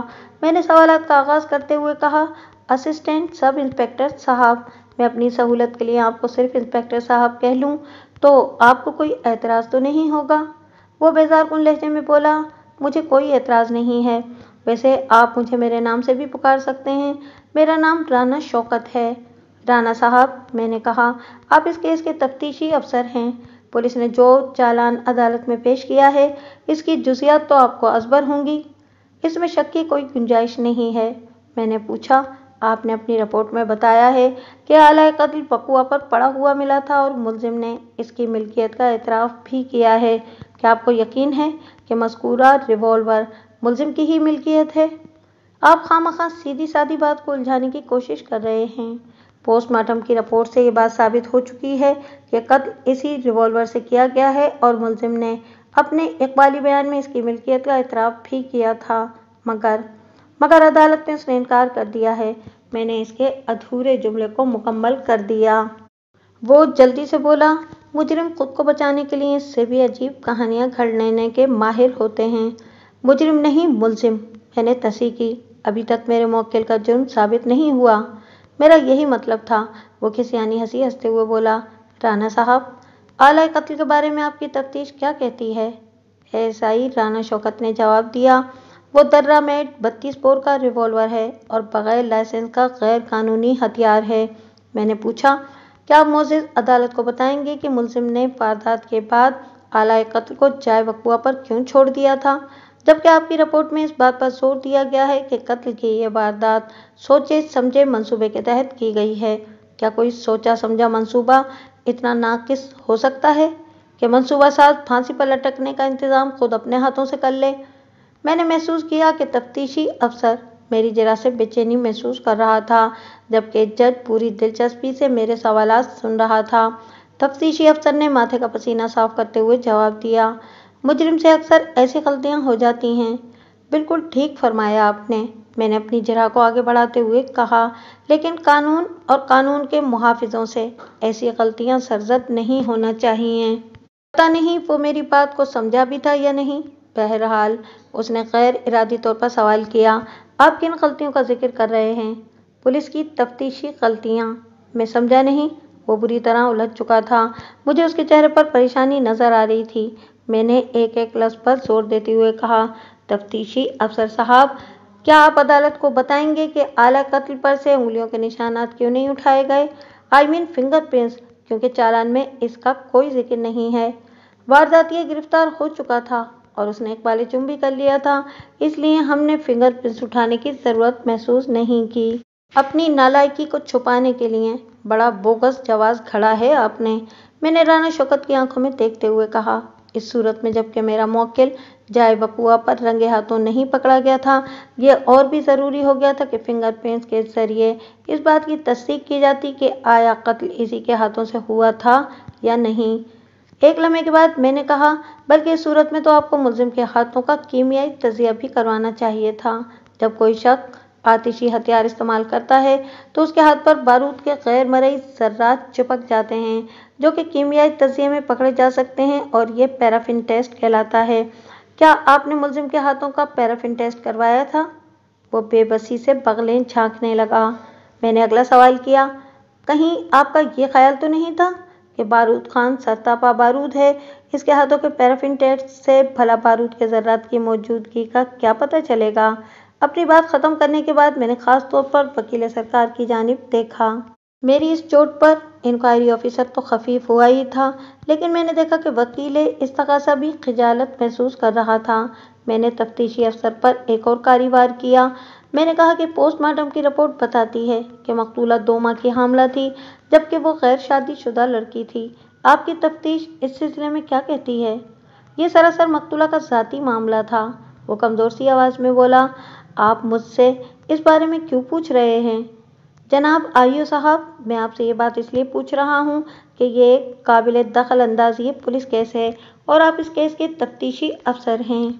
آپ کے خیال میں مجھے یہ سوال کس سے پوچھنا چاہیے؟ اس نے کوئی جواب نہیں دیا۔ میں نے روئے سخن جج کی جانب موڑتے ہوئے کہا، جناب عالی، پولیس کی پیش کردہ چالان کی خامیاں معزز عدالت کے علم میں آ چکی ہیں۔ عدالت اس بات سے اندازہ لگا سکتی ہے کہ میرا موکل بے گناہ ہے۔ اس کی مزید بے گناہی کو میں استغاثہ کے گواہوں پر جرح کے دوران میں ثابت کروں گا۔ فی الحال میں ایک مرتبہ پھر معزز عدالت سے درخواست کرتا ہوں کہ میرے موکل کی ضمانت کی درخواست کو منظور کیا جائے۔ ایک لمحے کو رک کر میں نے اضافہ کیا، اس کے ساتھ بھی میری ایک اور استدعا ہے کہ استغاثہ کو تاکید کی جائے کہ وہ اپنے گواہوں کو جلد سے جلد عدالت میں پیش کرے۔ That's all your owner. پھر میں اپنی مخصوص سیٹ پر آ کر بیٹھ گیا۔ وکیل استغاثہ نے اٹھ کر ایک مرتبہ پھر ضمانت رکوانے کے لیے دلائل کا آغاز کیا تو اس کے پاس کہنے کے لیے کوئی نئی بات نہیں تھی۔ وہ بولا، یور آنر، یہ ایک قتل کا کیس ہے۔ اور پھر وہ پرانی تقریر دہرانے لگا۔ کچھ دیر تک جج اس کے دلائل سنتا رہا اور پھر پوچھا، آپ کوئی نئی بات کہنا چاہتے ہیں؟ وکیل استغاثہ ادھر ادھر دیکھنے لگا۔ جج نے اسے نظر انداز کرتے ہوئے میری دائر کردہ بارود خان کی درخواست ضمانت کو پڑھنا شروع کر دیا۔ پھر میرے موکل ملزم بارود خان کو 30,000 کے ذاتی مچلکے پر رہا کرنے کا فیصلہ سنا دیا۔ اس کے ساتھ ہی وکیل استغاثہ کو تاکید کی کہ اگلی پیشی پر تمام گواہ حاضر ہوں۔ اس کے ساتھ ہی عدالت کا وقت ختم ہو گیا۔ جج نے 20 روز بعد کی تاریخ دے کر کارروائی آئندہ پیشی تک کے لیے ملتوی کر دی۔ استغاثہ کی طرف سے کل 8 گواہ پیش کیے گئے تھے اور یہ سب ریڈی میڈ گواہ تھے۔ میں صفات کے کوٹے کو ملحوظ رکھتے ہوئے چند اہم گواہوں کے بیانات اور ان پر ہونے والی جرح کا افعال آپ کی خدمت میں پیش کروں گا۔ استغاثہ کے گواہوں کی لسٹ دیکھ کر میں مطمئن ہو گیا تھا۔ اس فہرست میں 5 اسٹار اخبار کے مالک اور مدیر فرید الدین کا نام بھی شامل تھا۔ یہ شخص میرا خصوصی ہدف تھا۔ ایرانی ریسٹورانٹ کا مالک انور پاشا گواہی دینے کے لیے کٹہرے میں آیا۔ اس نے سچ بولنے کا حلف اٹھایا اور پھر بیان دیا۔ وقوعہ کے روز میں حسب معمول کاؤنٹر پر موجود تھا۔ دوپہر 1 بجے کے قریب 5 اسٹار اخبار کے دفتر سے کھانے کا آرڈر دیا گیا۔ میں نے وہ آرڈر ایک پرچی پر لکھ کر کچن والوں کے حوالے کر دیا اور تاکید کر دی کہ ذرا جلدی مطلوبہ کھانے کی اشیاء تیار کر کے بھجوا دیں۔ اس کے بعد میں اپنی مصروفیات میں لگ گیا۔ پھر جب پولیس نے میرے ملازم کو گرفتار کرنے کے لیے ریسٹورانٹ پہنچی تو مجھے معلوم ہوا کہ 5 اسٹار کے دفتر میں ایک لڑکی کا قتل ہو گیا ہے۔ اس کا بیان ختم ہوا تو وکیل استغاثہ نے اپنی جگہ سے اٹھ کر جرح کا آغاز کیا۔ انور پاشا صاحب، ملزم بارود خان آپ کے پاس کتنے عرصے سے ملازم تھا؟ کچھ زیادہ عرصہ نہیں ہوا، وہ کچھ سوچتے ہوئے بولا، یہی کوئی 2-2.5 ماہ ہوئے تھے۔ وکیل سرکار نے پوچھا، کیا آپ کو معلوم تھا کہ ملزم کو اخبار کے دفتر سے کیوں نکالا گیا تھا؟ جی نہیں، مجھے تو یہ بھی پتہ نہیں تھا کہ وہ پہلے کہاں کام کرتا تھا۔ یعنی آپ اس کے ماضی کے بارے میں کچھ نہیں جانتے تھے؟ وکیل سرکار نے کہا اور پھر پوچھا، کیا آپ چھان بین کیے بغیر ملازم بھرتی کر لیتے ہیں؟ انور پاشا نے بتایا کہ اس کام کے لیے چھان بین کی کچھ خاص ضرورت پیش نہیں آتی، ویسے بھی ہم ملزم کو روزانہ اجرت دیتے ہیں۔ وکیل استغاثہ نے پوچھا، باہر کے آرڈر لے جانے کے لیے آپ کا کوئی ویٹر مخصوص ہے یا آپ کسی کو بھی بھیج دیتے ہیں؟ ویسے تو باہر کھانا لے جانے کے لیے ہمارا ویٹر جمیل ہی مخصوص ہے۔ وہ خاصا پرانا اور تجربہ کار ویٹر ہے اور تمام دفتروں اور دکان والوں سے واقف بھی ہے۔ انور پاشا نے جواب دیا، لیکن کسی ہنگامی حالت میں کسی دوسرے ویٹر کو بھی بھیج دیا جاتا ہے۔ ذرا سوچ کر بتائیں پاشا صاحب، وکیل استغاثہ نے ڈرامائی انداز میں کہا۔ وقوع کے روز ایسی کیا ہنگامی صورتحال پیش آئی تھی کہ جمیل کی بجائے ملزم کھانا لے کر 5 اسٹار کے دفتر پہنچ گیا؟ مجھے اچھی طرح یاد ہے، اس روز کوئی ایمرجنسی نہیں تھی، انور پاشا نے جواب دیا، بلکہ میرا تو خیال تھا کہ اس آرڈر کی تعمیل جمیل ہی نے کی ہوگی۔ یہ تو بعد میں جب پولیس نے ریسٹورانٹ پر چھاپا مارا تو مجھے پتہ چلا کہ جمیل کی بجائے بارود خان کھانا لے کر 5 اسٹار کے دفتر گیا تھا۔ وکیل استغاثہ نے فاتحانہ انداز میں میری جانب دیکھا، پھر جج کی جانب مڑتے ہوئے بولا، مجھے اور کچھ نہیں پوچھنا جناب عالی۔ میں وکیل مخالف کا طریقہ کار بالفاظ دیگر طریقہ واردات اچھی طرح سمجھ رہا تھا۔ وہ عدالت کو یہ باور کرانا چاہتا تھا کہ وقوع کے روز ملزم خاص طور پر 5 اسٹار کے دفتر گیا تھا کیونکہ وہ مقتولہ فلوری کو موت کے گھاٹ اتارنے کا منصوبہ بنا چکا تھا۔ میں نے اپنی جگہ سے حرکت کی اور انور پاشا والے کٹہرے کے پاس آ کر کھڑا ہو گیا۔ چند لمحے میں خاموشی سے اس کے چہرے کو دیکھتا رہا۔ میں جانتا تھا کہ اس سے کام کی کوئی خاص بات معلوم نہیں ہو سکتی تھی، اس لیے میں نے اس سے فقط ایک سوال پوچھا، وہ بھی غیر متوقع اور قطعی غیر متعلق سوال۔ میں نے ایرانی ریسٹورانٹ کے مالک انور پاشا کو مخاطب کرتے ہوئے کہا، پاشا صاحب، آپ کے ریسٹورانٹ کی خاص ڈشیں کون کون سی ہیں؟ اس نے پہلے تو حیرت سے مجھے دیکھا، پھر چند ایک ڈشوں کے نام گنوا دیے۔ تھینک یو، میں نے ہونٹوں کو دبا کر مسکرانے کی کوشش کی، کبھی موقع ملا تو میں آپ کے ریسٹورانٹ میں ضرور کچھ کھانے آؤں گا۔ اس کے بعد میں نے جج کی طرف چہرہ پھیر کر کہا، مجھے اور کچھ نہیں پوچھنا یور آنر۔ اگلا گواہ ایرانی ریسٹورانٹ کا مخصوص باہر والا ویٹر جمیل نامی شخص تھا۔ اس نے حلف اٹھایا کہ وہ جو کچھ بھی کہے گا سچ کہے گا اور سچ کے سوا کچھ نہیں کہے گا۔ پھر اس نے کم و بیش وہی بیان دیا جو اس سے پہلے پولیس کو دے چکا تھا۔ اس کا بیان ختم ہوا تو وکیل سرکار نے اس سے چند سرسری نوعیت کے سوالات کیے۔ زور سارا اسی بات پر تھا کہ ملزم نے خاص طور پر اسے ہدایت کر رکھی تھی کہ اسٹار پلازا کا آرڈر وہ خود ہی لے کر جائے گا۔ سے وکیل استغاثہ کا صرف ایک ہی مقصد تھا، وہ یہ ثابت کرنا چاہتا تھا کہ ملزم ایک عرصے سے موقع کی طاق میں تھا اور موقع ملتے ہی اس نے فلوری کو قتل کر ڈالا۔ وکیل استغاثہ کے بعد میں جرح کے لیے کٹہرے کے پاس آیا۔ جمیل صاحب، آپ کے ریسٹورانٹ کے مالک کی زبانی معلوم ہوا ہے کہ آپ ایک طویل عرصے سے اس کے یہاں ملازم ہیں، آپ اس طویل عرصے کی وضاحت کریں گے؟ میں تقریباً 8 سال سے یہاں کام کر رہا ہوں۔ پھر تو آپ خاصے تجربے کار ہیں، میں نے اس کی آنکھوں میں دیکھتے ہوئے کہا، اور اپنے ہم پیشہ بھائیوں کو بھی خوب پہچانتے ہوں گے۔ وہ انکسار سے بولا، بس جی، اللہ کی مہربانی ہے، ایک بار جس سے مل لیتا ہوں اس کے رنگ ڈھنگ کو اچھی طرح جان جاتا ہوں۔ ویری گڈ، میں نے مسکراتے ہوئے کہا، ذرا یہ تو بتائیں کہ ملزم بارود خان کیسا لڑکا ہے؟ مجھے تو ٹھیک ٹھاک ہی لگا ہے، میں نے کہا، میرے پوچھنے کا مطلب یہ ہے کہ آپ نے کبھی محسوس کیا کہ وہ خفیہ طور پر کوئی قتل کا منصوبہ بنا رہا ہے؟ وہ ایسا تو نہیں تھا، لیکن پتہ نہیں کس جذبے کے تحت اس نے اتنا بڑا قدم اٹھا لیا۔ میں نے پوچھا، آپ کو یقین ہے کہ اس نے یہ قدم اٹھایا ہوگا؟ یقین تو نہیں آتا، پر سب کچھ سامنے ہے۔ میں نے جرح ختم کر دی۔ جمیل کے بعد 5 اسٹار کے اسٹاف میں سے 3 افراد اور گواہی کے لیے آئے۔ نیوز ایڈیٹر یاور عباسی، فوٹوگرافر ناصر بخاری، اکاؤنٹنٹ محمد عارف نے کم و بیش ایک ہی جیسا بیان دیا۔ وقوع کے وقت ان تینوں میں سے کوئی بھی دفتر میں موجود نہیں تھا، تاہم ان کا بیان میرے موکل کے خلاف جاتا تھا۔ ان کے ملے جلے بیان کا خلاصہ میں آپ کی خدمت میں پیش کرتا ہوں۔ ان سب نے باری باری حلف اٹھانے کے بعد بیان دیا تھا کہ ملزم ان کے باس کی سیکرٹری مقتولہ فلوری پر لٹو ہو گیا تھا۔ وہ محض فلوری کی خاطر سامنے کے دفتر سے ملازمت چھوڑ کر کم تنخواہ پر اخبار کے دفتر میں آ گیا تھا۔ پھر جب فرید الدین کو اس کی حرکتوں کا علم ہوا تو اس نے خوب ڈانٹ ڈپٹ کی۔ اس کے بعد سے ملزم فرید الدین کے خلاف سب کے سامنے زہر اگلتا رہتا تھا۔ فوٹوگرافر ناصر بخاری نے تو یہاں تک کہہ دیا کہ اس نے ملزم کے پاس ایک پسٹل بھی دیکھا تھا۔ اس کے علاوہ سب کو ایک مشترکہ شکایت یہ تھی کہ ملزم نظر بچا کر چھوٹی موٹی چیزیں پار کر لیا کرتا تھا، اور اگر وہ اس سے سگریٹ پان وغیرہ منگواتے تھے تو وہ اس میں سے بھی پیسے مار لیتا تھا۔ ملتی جلتی جرح کا احوال بیان کر کے میں صفحات کو ضائع نہیں کرنا چاہتا۔ اس کے ساتھ ساتھ مجھے آپ کی طبع نازک کا بھی خیال ہے، اس لیے میں غیر ضروری چیزوں کو حذف کر کے صرف فوٹوگرافر ناصر بخاری سے کیے گئے سوال جواب تحریر کر رہا ہوں۔ ناصر بخاری اس لیے بھی اہم گواہ تھا کہ کہ اس نے دعویٰ کیا تھا کہ اس نے ملزم یعنی میرے موکل بارود خان کے پاس کسی پسٹل کی جھلک دیکھی تھی۔ اس سلسلے میں بارود خان مجھے پہلے ہی بریف کر چکا تھا۔ میں نے گواہوں کے کٹہرے کے پاس جا کر ناصر بخاری سے پوچھا، بخاری صاحب، آپ نے اپنے بیان میں بتایا ہے کہ آپ نے ملزم کے پاس کوئی پسٹل وغیرہ بھی دیکھا تھا؟ اس نے اس بات میں جواب دیا، جی ہاں، وہ ایک پسٹل ہی تھا جو چھٹی کے وقت ملزم اپنے نیفے میں اڑس رہا تھا۔ بخاری صاحب، آپ نے وہ پسٹل اپنے ہاتھ میں لے کر دیکھا تھا؟ وہ عجیب سے لہجے میں بولا، مجھے کیا ضرورت تھی اسے ہاتھ میں لے کر دیکھنے کی، بلکہ میں نے تو اسے بھی منع کیا تھا کہ ایسی چیزوں سے دور رہا کرے ورنہ کبھی نقصان اٹھا بیٹھے گا، لیکن اس نے میرا مذاق اڑایا تھا اور مجھے بزدل ہونے کا طعنہ بھی دیا تھا۔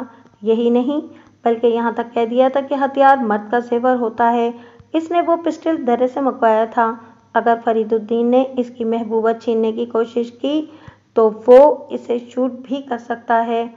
وکیل استغاثہ نے فوری طور پر کہا، here is point your owner, گواہ کے اس جملے کو ریکارڈ پر لایا جائے۔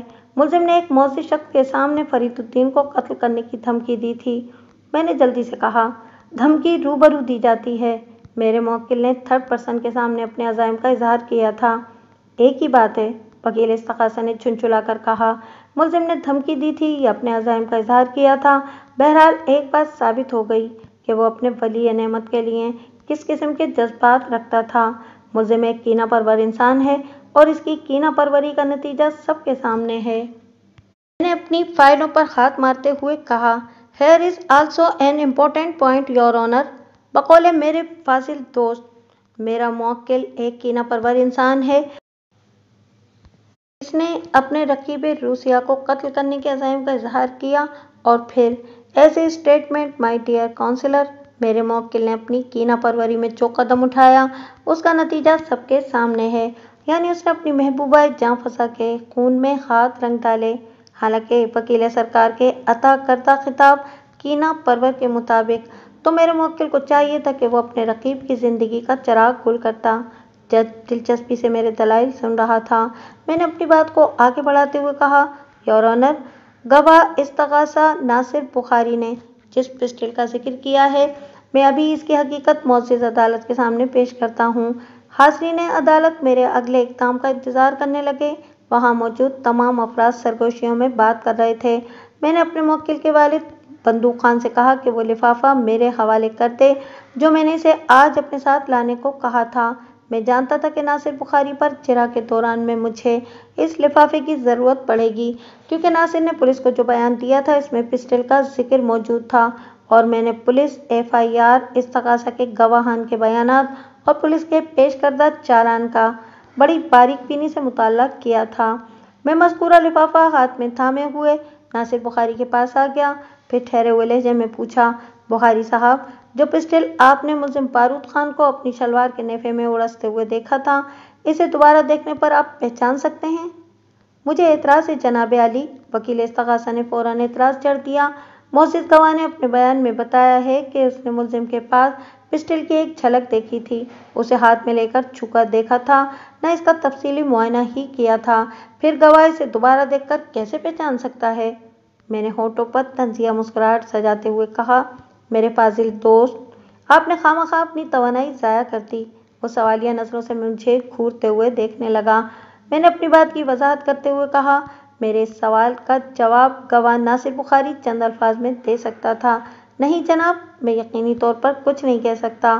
وکیل استغاثہ نے اپنی خفت مٹانے کے لیے جج کی جانب مڑتے ہوئے کہا، جناب عالی، وکیل صفائی خواہ معزز عدالت کا قیمتی وقت ضائع کر رہے ہیں۔ یہ اس قسم کے ڈراموں کے لیے خاصے مشہور ہیں، میں ان کی شعبدے بازیوں سے بخوبی واقف ہوں۔ میں نے کہا، یور آنر، اگر شعبدے بازیوں یا ڈرامے ناٹک سے حقائق کا چہرہ واضح طور پر ابھر کر سامنے آتا ہو اور الجھی ہوئی عدالتی سچویشن سلجھتی ہوئی نظر آنے لگے، زیر سماعت مقدمے پر بھرپور روشنی پڑے اور دودھ کا دودھ اور پانی کا پانی ہو جائے تو اس میں حرجی کیا ہے؟ لیکن اگر میرے فاضل دوست کی طرح معزز عدالت کو بھی میرے انداز جرح پر اعتراض ہے تو میں انتہائی معذرت خواہ ہوں۔ اتنا کہہ کر میں واپس اپنی مخصوص سیٹ کی طرف جانے لگا۔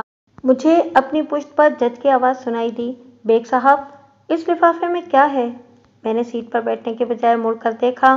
جج دلچسپی سے میری جانب متوجہ تھا۔ मैं चलते हुए इसकी मेज़ के पास आया, फिर मेज़ के ऊपर से अपने हाथ में पकड़ा हुआ लिफाफा जज की जानिब बढ़ा दिया। इसके बाद खकार कर गला साफ करते हुए कहा, योर ऑनर, इस लिफाफे में वो खिलौना पिस्तौल है जो गिरफ्तार होने से चंद रोज पहले तक मेरा मुवक्किल अपनी शलवार के नेफे में उड़ से फिरता था। ये चाइना मेड प्लास्टिक का पिस्टल है जो देखने में हूबहू असली नजर आता है। आजकल दुनिया में नकल इतनी शानदार और मुकम्मल बनने लगी है कि देखकर असल शर्मा जाए। यही पिस्तौल गवाह नासिर बुखारी ने मेरे मुवक्किल के पास देखा था और गलतफहमी का शिकार हो गया था। वो गलतफहमी का शिकार नहीं हुआ था, बल्कि मुलजिम ने खुद उसे बताया था कि वो इस पिस्तौल से फरीदुद्दीन का मर्डर करेगा।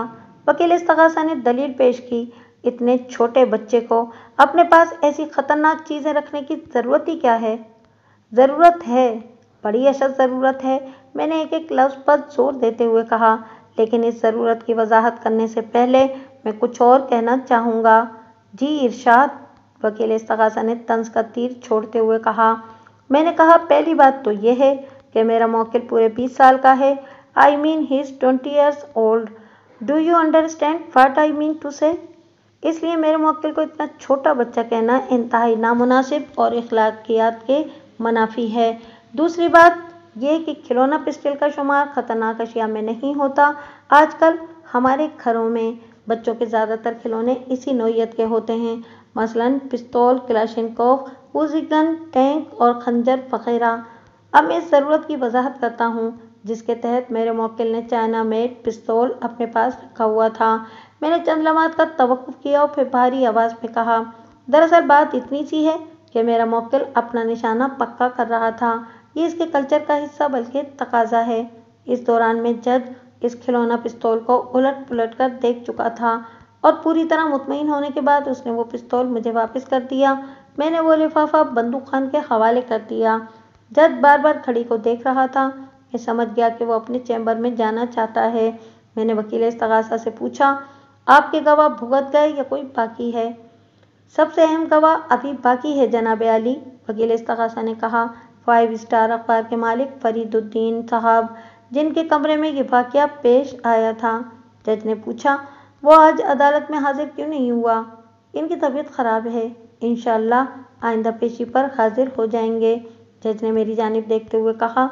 आप मजीद कुछ कहना चाहते हैं वकील साहब? मैंने कहा, मैं सिर्फ ये कहना चाहता हूँ कि मेरा मुवक्किल बेगुनाह है और मैं ये चाहता हूँ कि वो जल्द से जल्द रिहा हो जाए, यानी इस मुकदमे से बाइज्जत तौर पर बरी हो जाए। आपने सफाई के गवाहों को अभी तक पेश नहीं किया? मैंने धीमे लहजे में कहा, कुछ टेक्निकल वजूहात हैं जनाब आली। पहले इस्तगासा का सबसे अहम गवाह भुगत जाए, क्योंकि मुझे खदशा है ये बाअसर आदमी सफाई के गवाहों पर असरअंदाज हो सकता है। जज मेरी बात को समझ रहा था। उसने वकील इस्तगासा को हिदायत की कि आइंदा तारीख पर वो गवाह फरीदुद्दीन को ज़रूर अदालत में पेश करे। वकील सरकार ने ऐसा करने का वादा किया। फिर जज ने अगली तारीख देकर अदालत बर्खास्त कर दी।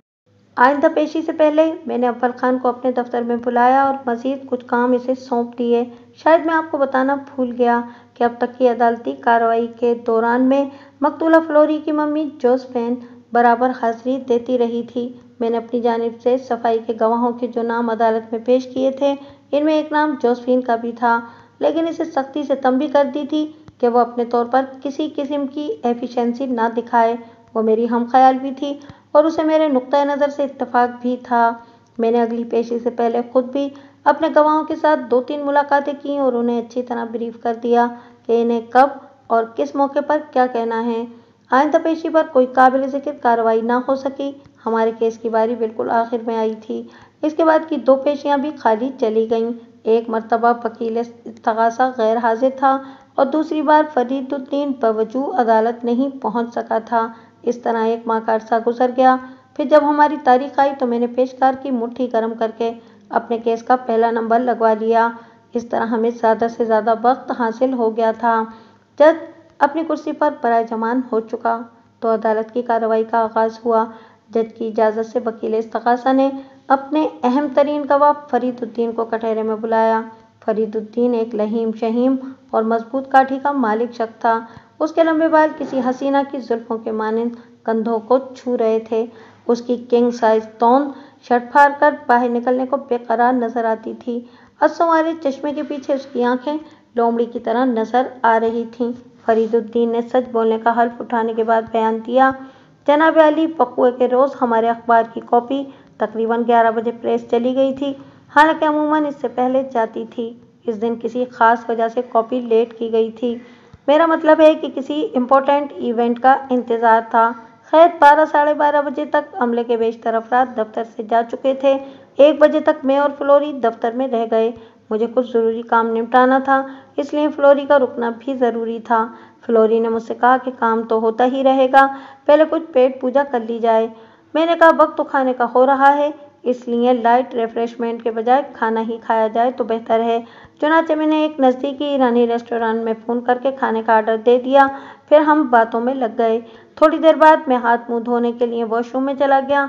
मैं पूरी तरह मुंह पर साबुन लगा चुका था कि मैंने कमरे के अंदर फायरिंग की आवाज़ सुनी। इसके साथ ही फ्लोरी की एक घुटी घुटी चीख भी मेरे कानों तक पहुंची। मैंने 2 छपाके मारकर मुंह का साबुन साफ किया और अटैच बाथरूम से बाहर निकल आया।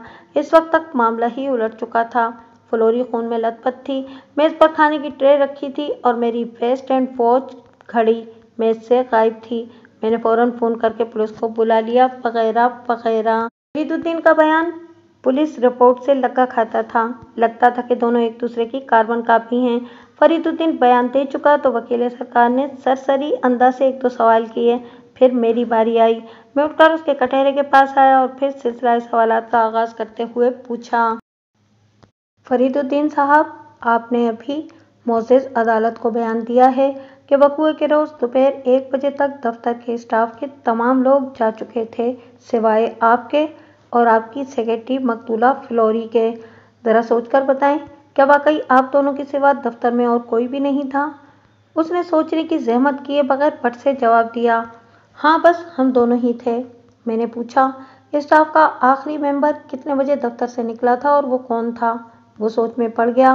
मैंने कहा, सोच समझकर जवाब दीजिएगा, मेरे आइंदा बहुत से सवालात आपके जवाब से मुताल्लिक हो सकते हैं। फरीदुद्दीन ने बताया कि सबसे आखिर में नसीबत खान रुखसत हुआ था। मैंने इत्मीनान की सांस ली, फिर अगला सवाल किया, फरीदुद्दीन साहब, नसीबत खान को आपने कितने बजे रुखसत होने की इजाज़त दी थी?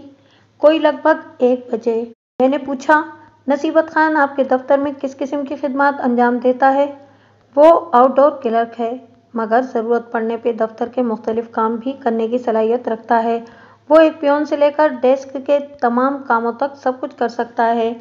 फरीदुद्दीन साहब, मैंने जरा के सिलसिले को दराज करते हुए पूछा, बकुआ के रोज़ जबकि आपको कुछ ज़रूरी कामों के लिए देर तक दफ्तर में बैठना था, आपने दफ्तर के तमाम स्टाफ को जाने दिया, जबकि आपको कम से कम एक पियोन को तो रोक लेना चाहिए था। या ऑब्जेक्शन योर ऑनर, वकील सरकार ने अपनी मौजूदगी का एहसास दिलाया। वकील सफाई ने अदालत का कीमती वक्त बर्बाद करने की कोशिश का आगाज़ कर दिया है। ऐसे फजूल और बेमायनी सवाल की आखिर क्या तुक है? मोअज़्ज़ज़ गवाह किसी चपरासी को रोकते या ना रोकते, इससे मेरे फाजिल दोस्त को क्या तकलीफ है? मैंने कहा, योर ऑनर, अगर गवाह को जवाब देने में कोई एतराज़ है तो मैं अपना सवाल वापस लेता हूँ। इसकी ज़रूरत नहीं है, फरीदुद्दीन ने पुरएतमाद लहजे में कहा। मैं आपके सवाल का जवाब ज़रूर दूंगा, और वो जवाब यह है कि मैंने पहले नसीबत खान को रोकने का इरादा किया था, मगर आपकी इतला के लिए अर्ज़ करता चलूँ कि इस दिन जुमा था और नसीबत खान पाबंदी से नमाज अदा करने का आदी है, इसलिए मैंने इसे भी जाने दिया था। आपके ख्याल में नसीबत खान कैसा आदमी है? मैंने पूछा। मुझे इससे कोई ख़ास शिकायत नहीं है। फरीदुद्दीन साहब, क्या आप मज़कूरा ईरानी रेस्टोरेंट से लंच अक्सर मंगवाया करते थे? उसने जवाब दिया, अक्सर नहीं, कभी कभार, वरना आमतौर पर मैं दोपहर का खाना नहीं खाता हूँ। इस रोज़ चूँकि फ्लोरी भी मौजूद थी और मैं जानता था कि फ्लोरी भूख की बहुत कमज़ोर है, इसलिए मैंने बाकायदा खाने का आर्डर दे दिया था। मैंने पूछा, फरीदुद्दीन साहब, ज़रा सोच कर बताएं, बकुआ के रोज़ से पहले आपने आखिरी मरतबा ईरानी रेस्टोरेंट से कब कोई खाने पीने की चीज़ मंगवाई थी? बिल्कुल ठीक ठीक बताना तो मुमकिन नहीं, वो सोचते हुए बोला, लेकिन मेरा ख्याल है कि 2.5-3 माह बाद मैंने इस रेस्टोरेंट से कुछ मंगवाया था। इसका मतलब ये हुआ कि आप नहीं जानते थे कि मुलजिम इस रेस्टोरेंट में बेरागिरी करता है? मैं वाकई नहीं जानता था। मैंने फरीदुद्दीन से पूछा, क्या आपको मालूम है मुलजिम ने आपके दफ्तर से मुलाजमत छोड़ने के बाद कहाँ मुलाजमत की थी? मुलजिम ने मुलाजमत छोड़ी नहीं थी, बल्कि मैंने इसे मुलाजमत से निकाल दिया था। वो नागवारी से बोला। इसके बाद वो कहाँ कहाँ घूमता फिरा होगा। ऐसी छोटी छोटी बातों की मालूमात रखना वक्त के ज़िया के मुतरादिफ है। वजह फरमाया आपने। वक्त वाकई बहुत कीमती शय है, इसे हद्दुल वसी ज़ाया होने से बचाना चाहिए। उसने मेरी बात पर कोई तबसरा नहीं किया। मैंने पूछा, फरीदुद्दीन साहब, क्या आप अक्सर अपनी सेक्रेटरी मकतूला फलोरी के साथ देर तक दफ्तर में रुकते थे?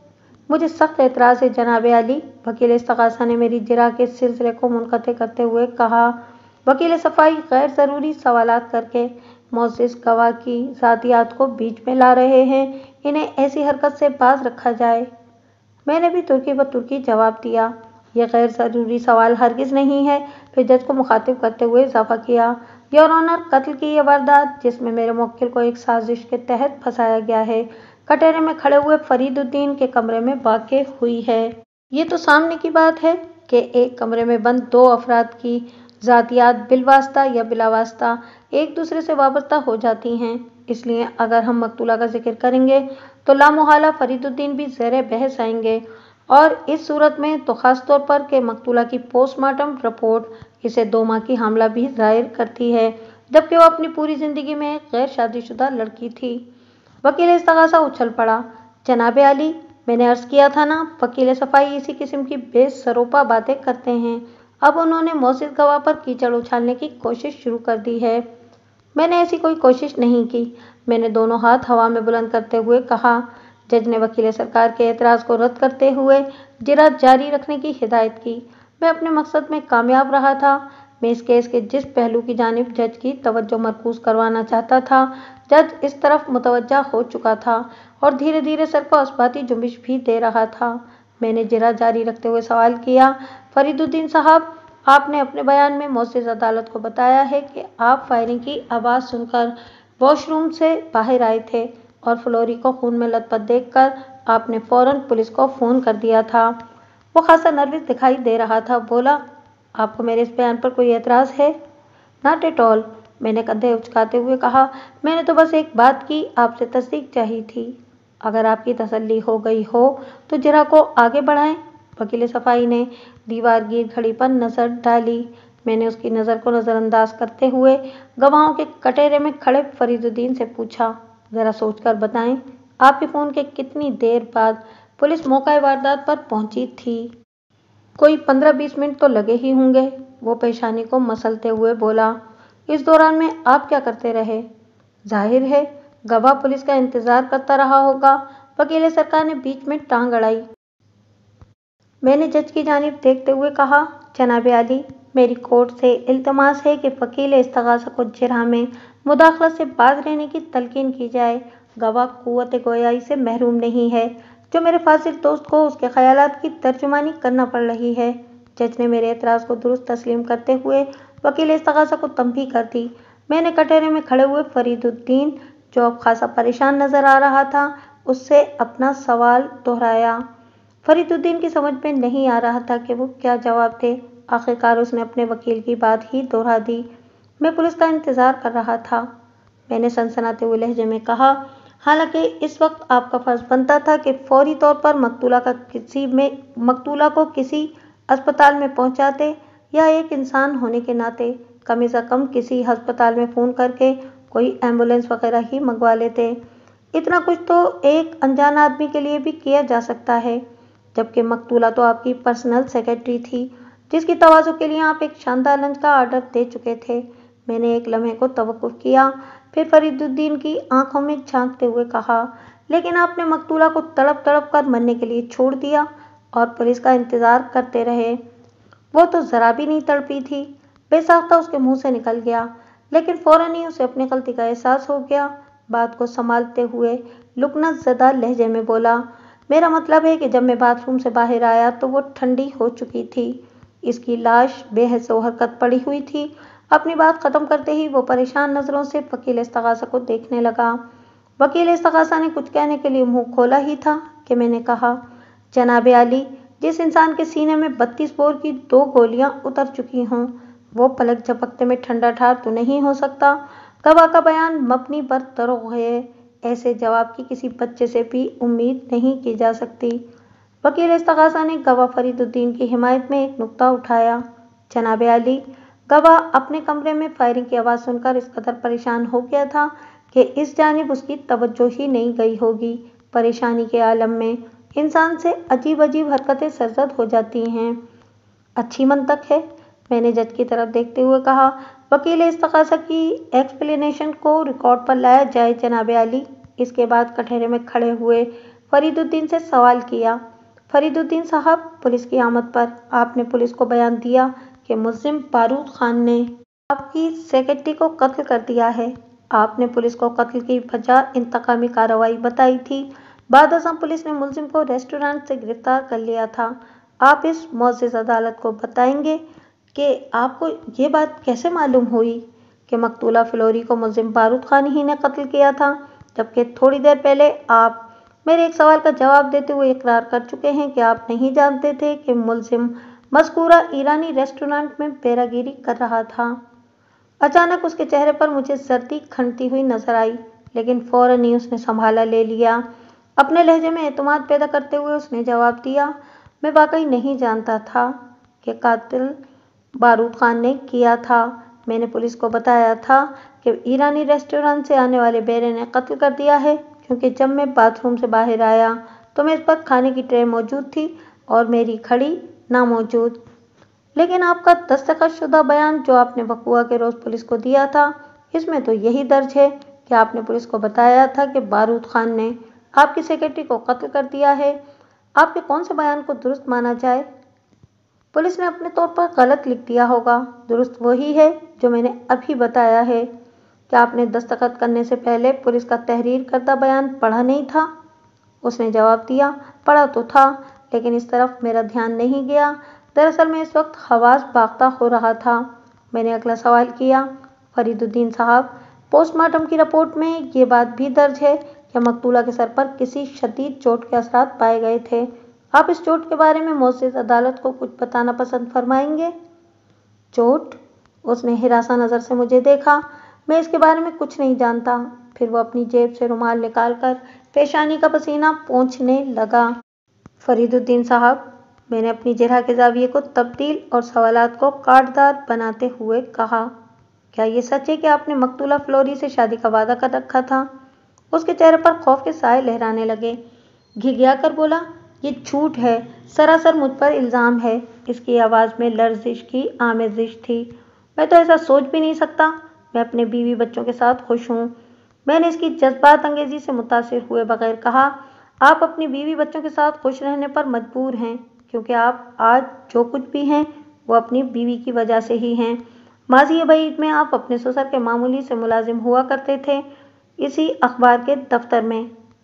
मरहूम ने मरने से पहले एक अच्छा काम ये किया कि सब कुछ अपनी बेटी के नाम कर गया। ये अखबार, दौलत, जायदाद, घर बार और गाड़ी सब आपकी बीवी की मिल्कियत है। अमली तौर पर आप हर शे के मालिक हैं, मगर कानूनन आप किसी भी चीज़ पर अपना हक नहीं जता सकते। आपकी किस्मत बुरी कि आपकी ज़ौजा मोहतरमा इत्तेफाक से अल्लाह मियाँ की गाय नहीं है, वरना तो आप जाने क्या कुछ कर डालते। आपकी बीवी ने आपके हर मामले पर गहरी नज़र रखी हुई है और आपको बेदस्तपाक कर दिया है। मुझे एतराज़ है जनाब आली, वकील इस्तगासा ने अपनी जगह से उठकर कहा। अब इस बात में किसी शक व शुबे की गुंजाइश नहीं रही कि मेरे फाजिल दोस्त वक्त ज़ाया करने में अपना सानी नहीं रखते। अब इसी बात को ले लें, अभी जो उन्होंने तूलानी तकरीर फरमाई है, इसका मौजूदा केस से क्या ताल्लुक़ है? जज ने मुझे गैर ज़रूरी बातों से परहेज़ की तलकीन करते हुए जिरह जारी रखने की हिदायत की। मैंने बड़े एहतराम से कहा, जनाब आली, मैं इस बात को साबित कर सकता हूँ कि गवाह फरीदुद्दीन ने मकतूला फ्लोरी से शादी का वादा कर रखा था और इनके दरमियान एक बॉस और सेक्रेटरी से कहीं आगे बढ़कर ताल्लुकात पाए जाते थे। आपके पास इस बात का क्या सबूत है? फरीदुद्दीन ने बरहमी से पूछा। मैंने नॉर्मल लहजे में कहा, एक सबूत तो आपकी ये बरहमी ही है और दूसरा जीता जागता सबूत अदालत के इस कमरे में मौजूद है। फिर ड्रामा शुरू, वकील सरकार ने ज़ेरे लब कहा। जज तक या तो इसकी आवाज़ पहुंची नहीं थी या फिर इसने वकील इस्तगासा के तबसरे को दानिस्ता नज़रअंदाज कर दिया था। जज ने मुझे मुखातिब करते हुए पूछा, आप किस जीते जागते सबूत की बात कर रहे हैं? मकतूला फ्लोरी की मम्मी जोसेफिन, योर ऑनर, میں نے پراعتماد لہجے میں کہا۔ جوزفین عدالت کے کمرے میں موجود ہیں اور میرے دعوے کی تصدیق کر سکتی ہیں۔ پھر جج کی اجازت سے جوزفین نے گواہوں کے کٹہرے میں آ کر حلف اٹھایا اور سچ بولنے کا وعدہ کیا۔ اس کے بعد میری بات کی تصدیق کر دی کہ گواہ فرید الدین فلوری سے شادی میں انٹرسٹڈ تھا اور یہ بات فلوری نے خود اپنی ممی کو بتائی تھی۔ فرید الدین دوبارہ کٹہرے میں آ کر کھڑا ہوا تو میں نے سوال کیا، کیا یہ سچ ہے کہ وقوعہ کے روز آپ کی اور مقتولہ فلوری کی کسی بات پر تلخ کلامی ہو گئی تھی جس کے نتیجے میں اس کے سر میں ایک گہری چوٹ آئی تھی اور وہ… میں نے دانستہ اپنا جملہ ادھورا چھوڑ دیا۔ وہ میرے اس اچانک سوال پر بوکھلا گیا۔ میں تو اول خان کی محنت اور نصیبت خان کے مخلصانہ تعاون کے بل بوتے پر اسے گھیرنے کی کوشش کر رہا تھا اور وہ رفتہ رفتہ میری پکڑ میں آتا جا رہا تھا۔ اس نے پہلے وکیل استغاثہ کی جانب دیکھا، پھر جواب دیا۔ ہمارے درمیان کسی قسم کی تلخ کلامی نہیں ہوئی تھی۔ وکیل استغاثہ نے جج کو مخاطب کرتے ہوئے کہا، یور آنر، کیا میرے فاضل دوست کے پاس اس فرضی تلخ کلامی کا کوئی ثبوت موجود ہے؟ ثبوت موجود ہے اور مناسب وقت پر پیش کیا جائے گا، میں نے براہ راست وکیل استغاثہ کو جواب دیا۔ جج میری اجرا کے انداز کو سمجھ رہا تھا اور اس نے میرا ارادہ بھی بھانپ لیا تھا۔ اس کی دلچسپی سے یہ بات ظاہر ہو رہی تھی کہ میری کارکردگی خاصی اطمینان بخش تھی۔ میں نے اس موقع سے فائدہ اٹھاتے ہوئے کہا، جناب عالی، استغاثہ کی سب سے اہم گواہ کی گواہی مشکوک ہو چکی ہے۔ اس نے پولیس کو کچھ اور، معزز عدالت کو کچھ اور بیان دیا ہے۔ نہ صرف یہ بلکہ بعض معاملات میں میرے سوالوں کے نامکمل اور غیر واضح جواب دیے ہیں۔ علاوہ ازیں، فلوری کے قتل کے بعد مقتولہ کے ساتھ اس کا غیر انسانی رویہ بھی بہت کچھ سوچنے سمجھنے پر مجبور کرتا ہے۔ پھر مقتولہ کی ممی نے اس بات کی تصدیق کی ہے کہ موصوف مقتولہ کو شادی کے سبز باغ دکھا رہا تھا، حالانکہ گواہ اس بات سے انکاری ہے۔ اس کے علاوہ بھی کچھ ایسی باتیں ہیں جو گواہ کی شخصیت کو شکوک و شبہات میں مبتلا کرتی ہیں۔ اس لیے میری معزز عدالت سے استدعا ہے کہ فرید الدین کو پابند گواہ کی حیثیت سے شامل تفتیش کیا جائے۔ پولیس کی ناقص اور نامکمل تفتیش پر گواہ فرید الدین کے اثرات کی چھاپ نظر آتی ہے۔ اس کے ساتھ ہی عدالت کا وقت ختم ہو گیا۔ جج نے فرید الدین کو پابند گواہ قرار دیتے ہوئے ہر پیشی پر باقاعدگی سے حاضر ہونے کی تاکید کی اور آئندہ پیشی کی تاریخ دے کر عدالت برخاست کر دی۔ ہم عدالت کے کمرے سے باہر آئے تو تفتیشی افسر رانا شوکت نے پوچھا، اب کون سا گل کھلانے کا ارادہ ہے وکیل صاحب؟ میں نے مسکراتے ہوئے کہا، گلوں میں رنگ بھرے باد نو بہار چلے۔ وہ مجھے گھورتے ہوئے بولا، میں آپ پر رشوت کا مقدمہ کرنا چاہتا ہوں۔ پولیس اور دوسروں پر رشوت کا مقدمہ کرے گی؟ میں نے گہری چوٹ کی۔ قبلہ، یہ تو بتلائیں کہ میں نے کس سے رشوت لی ہے؟ رشوت لی نہیں بلکہ دی ہے، رانا شوکت نے سخت لہجے میں کہا، اور وہ بھی ہمارے تھانے کے ASI کو پورے 100 روپے۔ گویا آپ عدالت کے برآمدے میں اس بات کا سر عام اقرار کر رہے ہیں کہ آپ کے تھانے کا SI رشوت کے معاملے میں وکیلوں کو بھی نہیں چھوڑتا۔ وہ میرے اس جواب پر گڑبڑا گیا اور پریشان نظروں سے دائیں بائیں دیکھنے لگا، جیسے اسے ڈر ہو کہ کوئی اس کی بات نہ سن لے۔ میں نے اس کی حالت سے محظوظ ہوتے ہوئے کہا، اگر آپ نے واقعی مجھ پر رشوت دینے کا مقدمہ کر دیا رانا صاحب تو میں آپ کو اپنا وکیل مقرر کروں گا۔ میں جانتا تھا کہ کھسیانی بلی کھمبا نوچ رہی تھی، اسی لیے میں تفتیشی افسر کو اس کے حال پر چھوڑ کر آگے بڑھ گیا۔ میرا موکل بارود خان بے گناہ تھا اور اسے اپنی سازش میں پھانسنے والا فرید الدین تھا جو کہ فلوری کا اصل قاتل تھا۔ مجھے ان باتوں پر 100% یقین تھا۔ اگر مجھے بارود خان کے بے گناہ ہونے کا یقین نہ ہوتا تو میں یہ کیس اپنے ہاتھ میں لیتا ہی نہیں، مگر عدالت میں میرے یقین کی کوئی اہمیت نہیں تھی۔ مجھے یہ سب ثابت کرنا تھا اور اسی کے لیے میں اب تک محنت کر رہا تھا، جس میں اپنی توقع سے زیادہ مجھے کامیابی حاصل ہوئی تھی۔ فرید الدین نے بھی فلوری کو ارادتاً باقاعدہ کسی منصوبے کے تحت قتل نہیں کیا تھا، بلکہ وہ ایک اتفاقی حادثے کا شکار ہو کر اس سچویشن کا حصہ بن گئی تھی جو وقوعے کے روز فرید الدین کے کمرے میں پیش آئی تھی۔ بعد ازاں اس بلیک اینڈ وائٹ پینٹنگ کو رنگین بنانے کے لیے فرید الدین نے بارود خان کا کردار بھی اس میں شامل کر دیا تھا اور پولیس کو بھی اچھی خاصی رقم دے کر اپنی راہ کو ہموار کر لیا تھا۔ جج نے آئندہ پیشی کے لیے 10 دن بعد کی تاریخ دی تھی۔ دوسرے روز فرید الدین میرے دفتر میں موجود تھا۔ رسمی الیک سلیک کے بعد میں نے اس کی آمد کی وجہ دریافت کی۔ اس نے کہا، کیا بغیر کسی وجہ کے میں آپ کے دفتر میں نہیں آ سکتا؟ میں نے کہا، میں آپ کی مخالف پارٹی کا وکیل ہوں، آپ کی یہاں آمد کا کچھ نہ کچھ مقصد تو ہوگا۔ ورنہ اس नफ्सा नफसी के दौर में इतनी फुर्सत किसके पास है कि यूं ही मुंह उठाए बगैर मकसद दफ्तरों में घूमता फिरे। उसने मेरे अंदाज का बुरा नहीं मनाया, बल्कि मुस्कुराते हुए बोला, क्या हमारे दरमियान कुछ दोस्ती नहीं हो सकती? मेरा ख्याल है कि हमारे दरमियान कभी दुश्मनी नहीं रही, बल्कि कोई ताल्लुक ही नहीं रहा। वो जल्दी से बोला, मेरा भी यही ख्याल है, लेकिन इस केस ने अगर कोई ताल्लुक पैदा भी किया है तो वो नाखुशगवार है। मैं इसे खुशगवार ताल्लुक में बदल देना चाहता हूँ। वो कैसे? मैंने बज़ाहिर दिलचस्पी लेते हुए कहा। वो समझा कि मैं इसकी बातों में आ गया हूँ। राजदाराना अंदाज में बोला, हमारे दरमियान अगर कोई सेटलमेंट हो जाए तो ताल्लुकात खुद ब खुद खुशगवार हो जाएंगे। एक फौरी ख्याल के तहत मैंने फैसला किया कि इसे ज़रा घिस कर देखना चाहिए। कैसा सेटलमेंट? उसने अचानक पटरी बदल दी। आप वाकई बहुत अच्छे वकील हैं। तारीफ का शुक्रिया, मैंने कहा, लेकिन आप किसी खुशगवारियत की बात कर रहे थे। देखें बेग साहब, मैं घुमाव फिराव के बजाय साफ और सीधी बात करने का आदी हूँ। वो संजीदा लहजे में बोला, यहाँ आमद का मकसद ये है कि आपसे दो टोक मामला तय कर लिए जाएं। आपने मुझे बहुत बड़ी मुसीबत में फंसा दिया है। मेरा मतलब है कि आपकी जिरहाने। मैंने पुरख्याल अंदाज में कहा, मैं कुछ कुछ तो समझ रहा हूँ, मगर ज़रा वजाहत करें। आप कुछ कुछ नहीं, बहुत कुछ, बल्कि सब कुछ समझ रहे हैं बेग साहब। उसने मस्का लगाया, आप बहुत ज़हीन वकील हैं। बस इतनी सी बात है कि मैं इस केस से ऑफ होना चाहता हूँ, जैसे कभी इसमें शामिल था ही नहीं। ये तो बहुत मुश्किल है। कत्ल बहरहाल आपके कमरे में हुआ था और बदकिस्मती से कमरे में आप भी मौजूद थे। इस मुल्क में सब कुछ मुमकिन है बेग साहब। वो मायना खेज अंदाज में मुस्कुराया। नोटों में बड़ी कुव्वत होती है।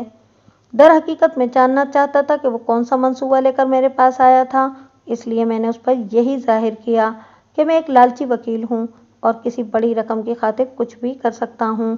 इस तरह मुझे उसके अज़ाइम से आगाही हो जाती, जो आइंदा अदालती कार्रवाई में बहुत मुआविन साबित हो सकती थी। इसे यकीन हो चुका था कि मैं बुरी तरह इसे अपने शिकंजे में कसने का प्रोग्राम बना चुका हूँ, वरना वो मेरे पास आने की जहमत ना करता। मैंने कहा, आप खुलकर बात करें, यहाँ कोई गैर आदमी नहीं है। साथ ही मैंने आंख भी टिका दी। वो बोला, मेरी ऑफर 20,000 रुपये की है। बस किसी तरह इस मुकदमे से मेरी जान छूट जाए। ये तो बहुत कम है, मैंने होंठ सुकड़ते हुए कहा। आपकी डिमांड क्या है? मैंने कहा, फरीदुद्दीन साहब, मैं जानता हूँ कि आपने फ्लोरी को दानिस्ता कत्ल नहीं किया। वो एक इत्तेफाकी हादसा था। किसी नाजुक लम्हे की लग़्ज़िश का सहारा लेकर फ्लोरी आपको ब्लैकमेल करना चाहती थी और आप। उसका रंग कोरे लट्ठे की तरह सफ़ेद पड़ गया। बहुत नहीफ आवाज़ में बोला, आप इतनी गहराई में उतर चुके हैं। एक ज़हीन वकील को कामयाब वकील बनने के लिए बाज़ औक़ात इससे भी ज़्यादा, हत्ता कि पाताल में भी उतरना पड़ता है। वो सरासीमा नज़रों से कमरे का जायज़ा लेते हुए बोला, आप तो बहुत ख़तरनाक आदमी हैं। आपने कहीं ये गुफ्तगू रिकॉर्ड करने का बंदोबस्त तो नहीं कर रखा? मैं वकील हूँ, ब्लैकमेलर नहीं। ओह सॉरी, मैं परेशानी में गलत बात कह गया था। वो चेहरे पर नदामत सजाते हुए बोला, आपने अपनी डिमांड नहीं बताई। मैंने कहा, जज को एतमाद में लिए बगैर कुछ नहीं किया जा सकता। ये काम तो आप ही करेंगे। वो दांत निकाल कर बोला, मैं तो सिर्फ पैसे फेंकूंगा। बस, तो फिर आप पैसों का बंदोबस्त करें। मैंने कहा, आइंदा पेशी पर जज से बात कर रखूँगा और आपको अमाउंट भी बता दूँगा। वो खुश हो गया। बलफाजिती कर मुझे अपने जाल में, अपनी दानिश में फांसने में कामयाब हो गया। एक इम्कान मेरे जहन में ये भी था कि हो सकता था वो अपने लिबास में कोई खुफिया माइक्रो टेप रिकॉर्डर छुपा लाया हो और मुझसे इस किस्म की सौदेबाजी करने के बाद में मुझे ब्लैकमेल करने या इस गुफ्तगू का टेप अदालत में पेश करके कुछ फ़ायदा हासिल करने का इरादा रखता हो। लेकिन मैंने ख़ास तौर पर कुछ ऐसी बातें भी की थीं कि अगर बिलफर्ज उसका ऐसा कोई इरादा था भी तो वह अब इस इरादे से बाज आ जाता। वैसे मुझे उसकी ज़्यादा फिक्र नहीं थी। मेरे पास ऐसे मजबूत दलाइल थे कि मैं इसके हर सबूत को चुटकियों में उड़ा सकता था। उठने से पहले उसने पूछा, बेग साहब, आपने आइंदा पेशी पर सफाई के गवाह नसीबत खान को पेश करना चाहते थे। इसका क्या बनेगा? इसकी आप फिक्र न करें, वो मैं संभाल लूँगा। वैसे आपस की बात है, वो सरगोशियाना अंदाज में बोला। नसीबत खान किस किस्म की गवाही देने का इरादा रखता था? वो तो मौका वारदात पर मौजूद भी नहीं था। मैंने कहा, नसीबत खान आपका मुलाजिम है, आपने इससे पूछा नहीं? पूछा था, बहुत पूछा है, मगर उसने ऐसी कोई बात नहीं बताई जो मेरे खिलाफ जाती हो। मेरी तो समझ में नहीं आता कि बतौर सफाई के गवाह के उसकी आखिर अहमियत क्या है। वो ऐसा कौन सा राज उगल सकता है कि अदालत के कमरे में धमाका हो जाए। आप अपने जहन को खामखा न थकाएं और सफाई के गवाह को भूल जाएं। अब तो हमारे दरमियान दोस्ती हो गई है। वो तो ठीक है बेग साहब, लेकिन मेरे जहन में एक उलझन सी रहेगी। वो बाकायदा मुझे कुरेद रहा था। मैंने बात को कह कहे में उड़ाते हुए कहा, बस तो आप इसे मेरा एक प्रोफेशनल सीक्रेट समझ लें। आप कारोबारी आदमी हैं, सहावत के पेशे में साल हर साल से हैं, प्रोफेशनल सीक्रेट को समझते होंगे। फिर मैंने दिल ही दिल में कहा, बच्चू, तुम्हारी तबाही और बर्बादी के दिन आन पहुंचे हैं। तुम्हारी अप्रोच, सोर्स और पैसा तुम्हें नहीं बचा सकेगा। नसीबत खान तुम्हारे लिए मुसीबत खान साबित होने वाला है। जैसी आपकी मर्जी। वो उठकर खड़ा हो गया। मैं आपको बीच में फ़ोन करता रहूँगा। आप अपना विजिटिंग कार्ड इनायत कर दें। मैंने अपना तारुफी कार्ड इसे देते हुए कहा, आप यकीनन इस डील के बारे में वकील इस्तगासा को कुछ नहीं बताएंगे। सवाल ही पैदा नहीं होता, वो कतईयत से बोला। वो तो बिल्कुल गधा है। अगर उसमें गट्स होते तो इस डील की ज़रूरत ही महसूस ना होती और एक बेगुनाह फांसी चढ़ जाता। वो सरसरी से लहजे में बोला, बेग साहब, यहाँ हर कोई अपनी जान बचाने के बारे में सोचता है, दूसरे की किसी को परवाह नहीं होती। वैसे भी बारूद खान जैसे लौंडे इस शहर के सीने का बोझ हैं। ऐसे आवारा और औबाश लड़कों को तो जेलों ही में बंद रहना चाहिए। खामखा माशरे में गंद फैलाते हैं। उसका लहजा हिकारत और नफरत से शराबूर था। मैंने इसके आलूदा ख्यालात पर कोई तबसरा नहीं किया और दिल ही दिल में इस पर लानत भेजी। इसके दिल में बारूद खान के लिए बेपनाह कीना भरा हुआ था और उसके चेहरे के तासुरात बता रहे थे कि वो मुझे बेवकूफ़ बनाने पर दिल ही दिल में कितना मसरूर है। मैंने इसे खुश होने दिया और बेगना बारूद खान की आहों और बद्दुआओं के साए में उसे रुखसत कर दिया। मंजर इसी अदालत का था और गवाहों के कटहरे में नसीबत खान खड़ा था। आज सुबह अदालत के कमरे में जब फरीदुद्दीन से मुलाकात हुई थी तो इसने सबसे पहले अपने काम के बारे ही में पूछा था। मैंने इसे तसल्ली दी थी कि समाअत के बाद बात हो जाएगी। वो नसीबत खान की गवाही पर मोतरिज था।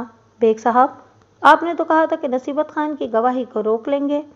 मैंने कहा, आप इसे एक रस्मी सी कार्रवाई कह लें।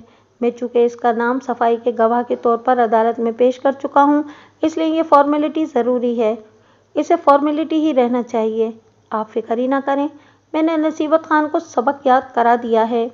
वो मुतमईन तो नहीं हुआ, मगर इससे पहले कि वो मज़ीद कोई सवाल जवाब करता, हमारे केस की आवाज़ पड़ गई और मजबूरन हमें वहाँ से हटना पड़ा था और अब तमाम मुतल्लिका अफराद अदालत में मौजूद थे। थोड़ी ही देर में जज ने अदालती कार्रवाई का आगाज़ कर दिया। कटहरे में खड़े हुए गवाह नसीबत खान ने सच बोलने का हलफ उठाया और अपने बयान के तौर पर एक सनसनीखेज मुख्तसर सी कहानी सुना दी। जज साहब, अगर एक बेगुनाह इंसान की जिंदगी मौत का सवाल न होता तो मैं गवाही देने हरगिज़ न आता। नसीबत खान मैट्रिक तक पढ़ा हुआ था, इसलिए साफ उर्दू बोलता था। बारूद खान और अव्वल खान की तरह अमारा तुम्हारा नहीं करता था। मैंने देखा फरीदुद्दीन मुझे घूर रहा था।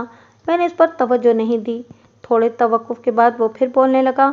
गवाही के लिए अदालत में न आने की एक ख़ास वजह थी और वो वजह ये थी कि इससे मेरी एक अखलाकी कमज़ोरी बल्कि इखलाकी बुराई की नकाब कुशाई हो जाती, मगर एक बेगुनाह की ज़िंदगी इससे कहीं ज़्यादा कीमती है। नसीबत खान का अंदाज़ खालिसतन ड्रामाई था।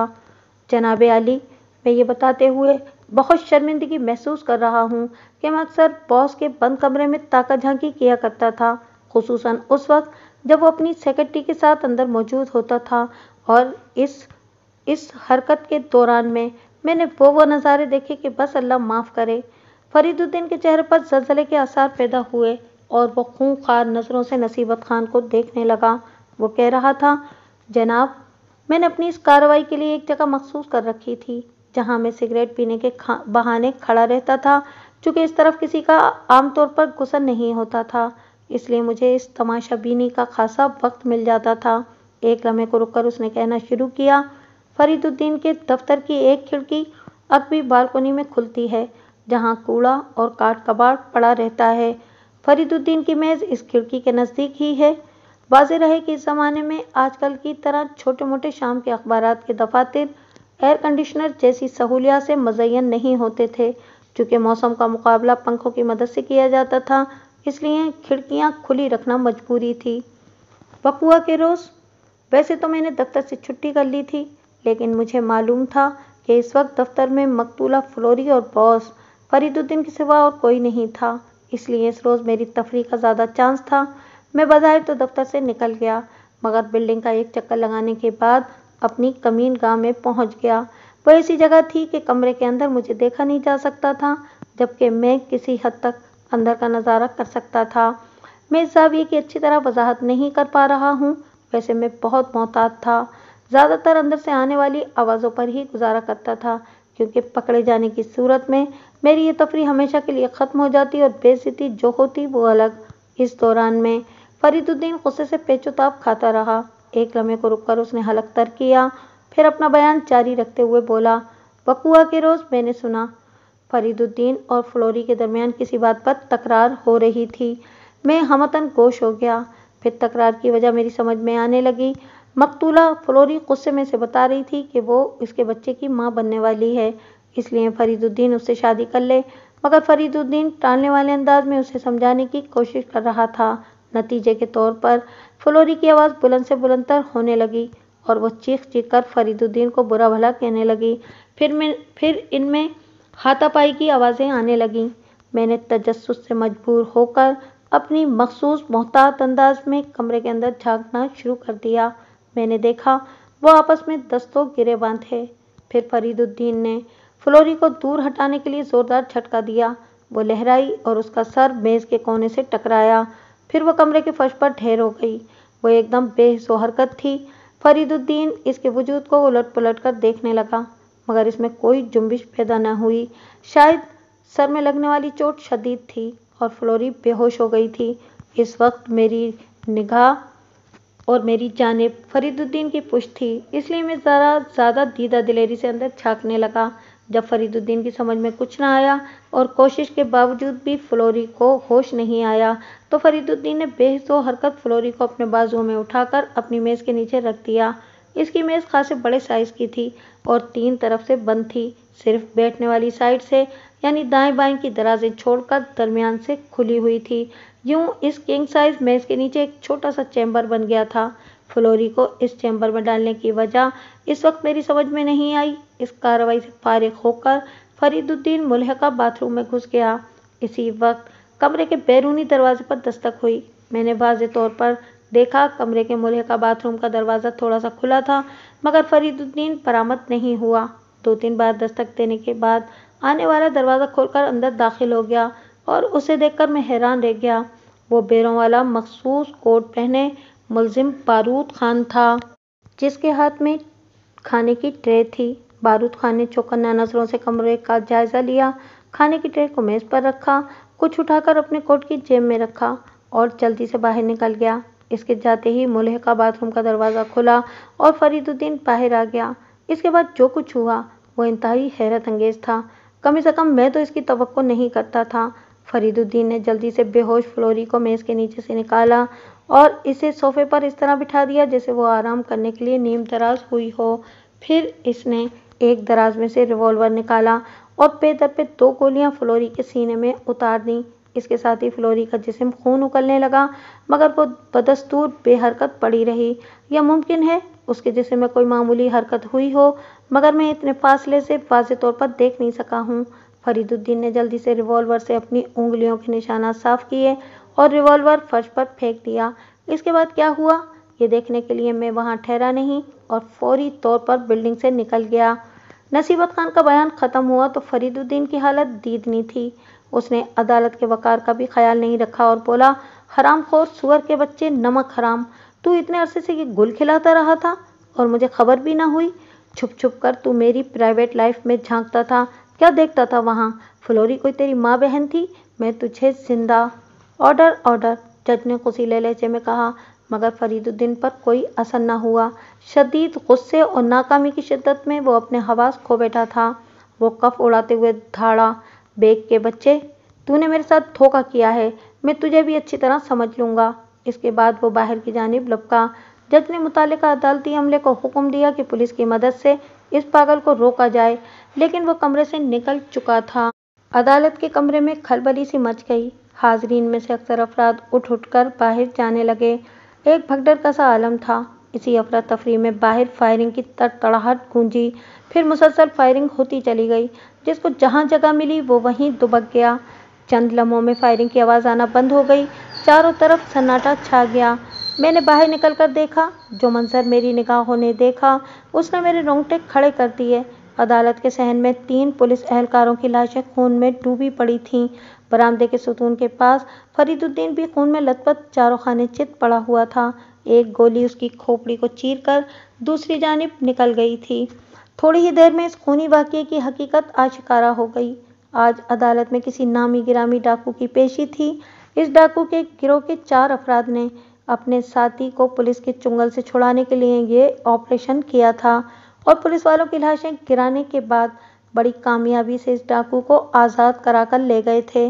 शायद फरीदुद्दीन की जिंदगी को चाटने वाली गोली डाकुओं की गनों में कहीं लोड हो चुकी थी। जो तकदीर इसे घेर कर अदालत के कमरे से बाहर ले गई, शायद मुकद्दरात इसी को कहते हैं। वैसे वो अगर डाकुओं की फायरिंग का निशाना ना भी बनता तो इसका बचना फिर भी मुमकिन नहीं था। केस का पांसा पलट चुका था और भरी अदालत में फरीदुद्दीन का तेश के आलम में गवाह नसीबत खान को बुरा भला कहना साबित कर चुका था कि फ्लोरी का कत्ल इसी के हाथों से हुआ था। इस हकीकत में किसी शक व शुबे की गुंजाइश बाकी नहीं रही थी। इसे कम से कम अदालत फांसी की सज़ा ज़रूर देती, लेकिन तकदीर के फैसले अटल होते हैं, इन्हें कोई बदल नहीं सकता। फरीदुद्दीन की तकदीर में मकाफाते अमल का शिकार होना लिख दिया गया था। दुनियावी अदालत इसे किस तरह सज़ा सुना सकती थी, ये बताने की ज़रूरत नहीं है कि मेरे मुवक्किल बारूद खान को अदालत ने कत्ल के इल्ज़ाम से बाइज्जत बरी कर दिया। फरीदुद्दीन को अचानक पेश आने वाला हादसा बारूद खान के लिए खासा मुफीद साबित हुआ था, क्योंकि बहरहाल वेट एंड वॉच वाले मामले में अदालत इसे ज़रूर घसीटती। इसने घड़ी की चोरी का इकरार जज के रूबरू कर लिया था। अगर मुद्दई जिंदा होता और वो चोरी के इस केस की पैरवी करता तो ताज़ीरात पाकिस्तान की दफ़ा 379 के तहत कम से कम 3 साल की सज़ाए कैद तो बारूद खान को हो ही जाती, या इसे चुराने की मद में कुछ रकम अदा करना पड़ती। वक्त करता है परवरिश बरसों, हाथ से एकदम नहीं होते।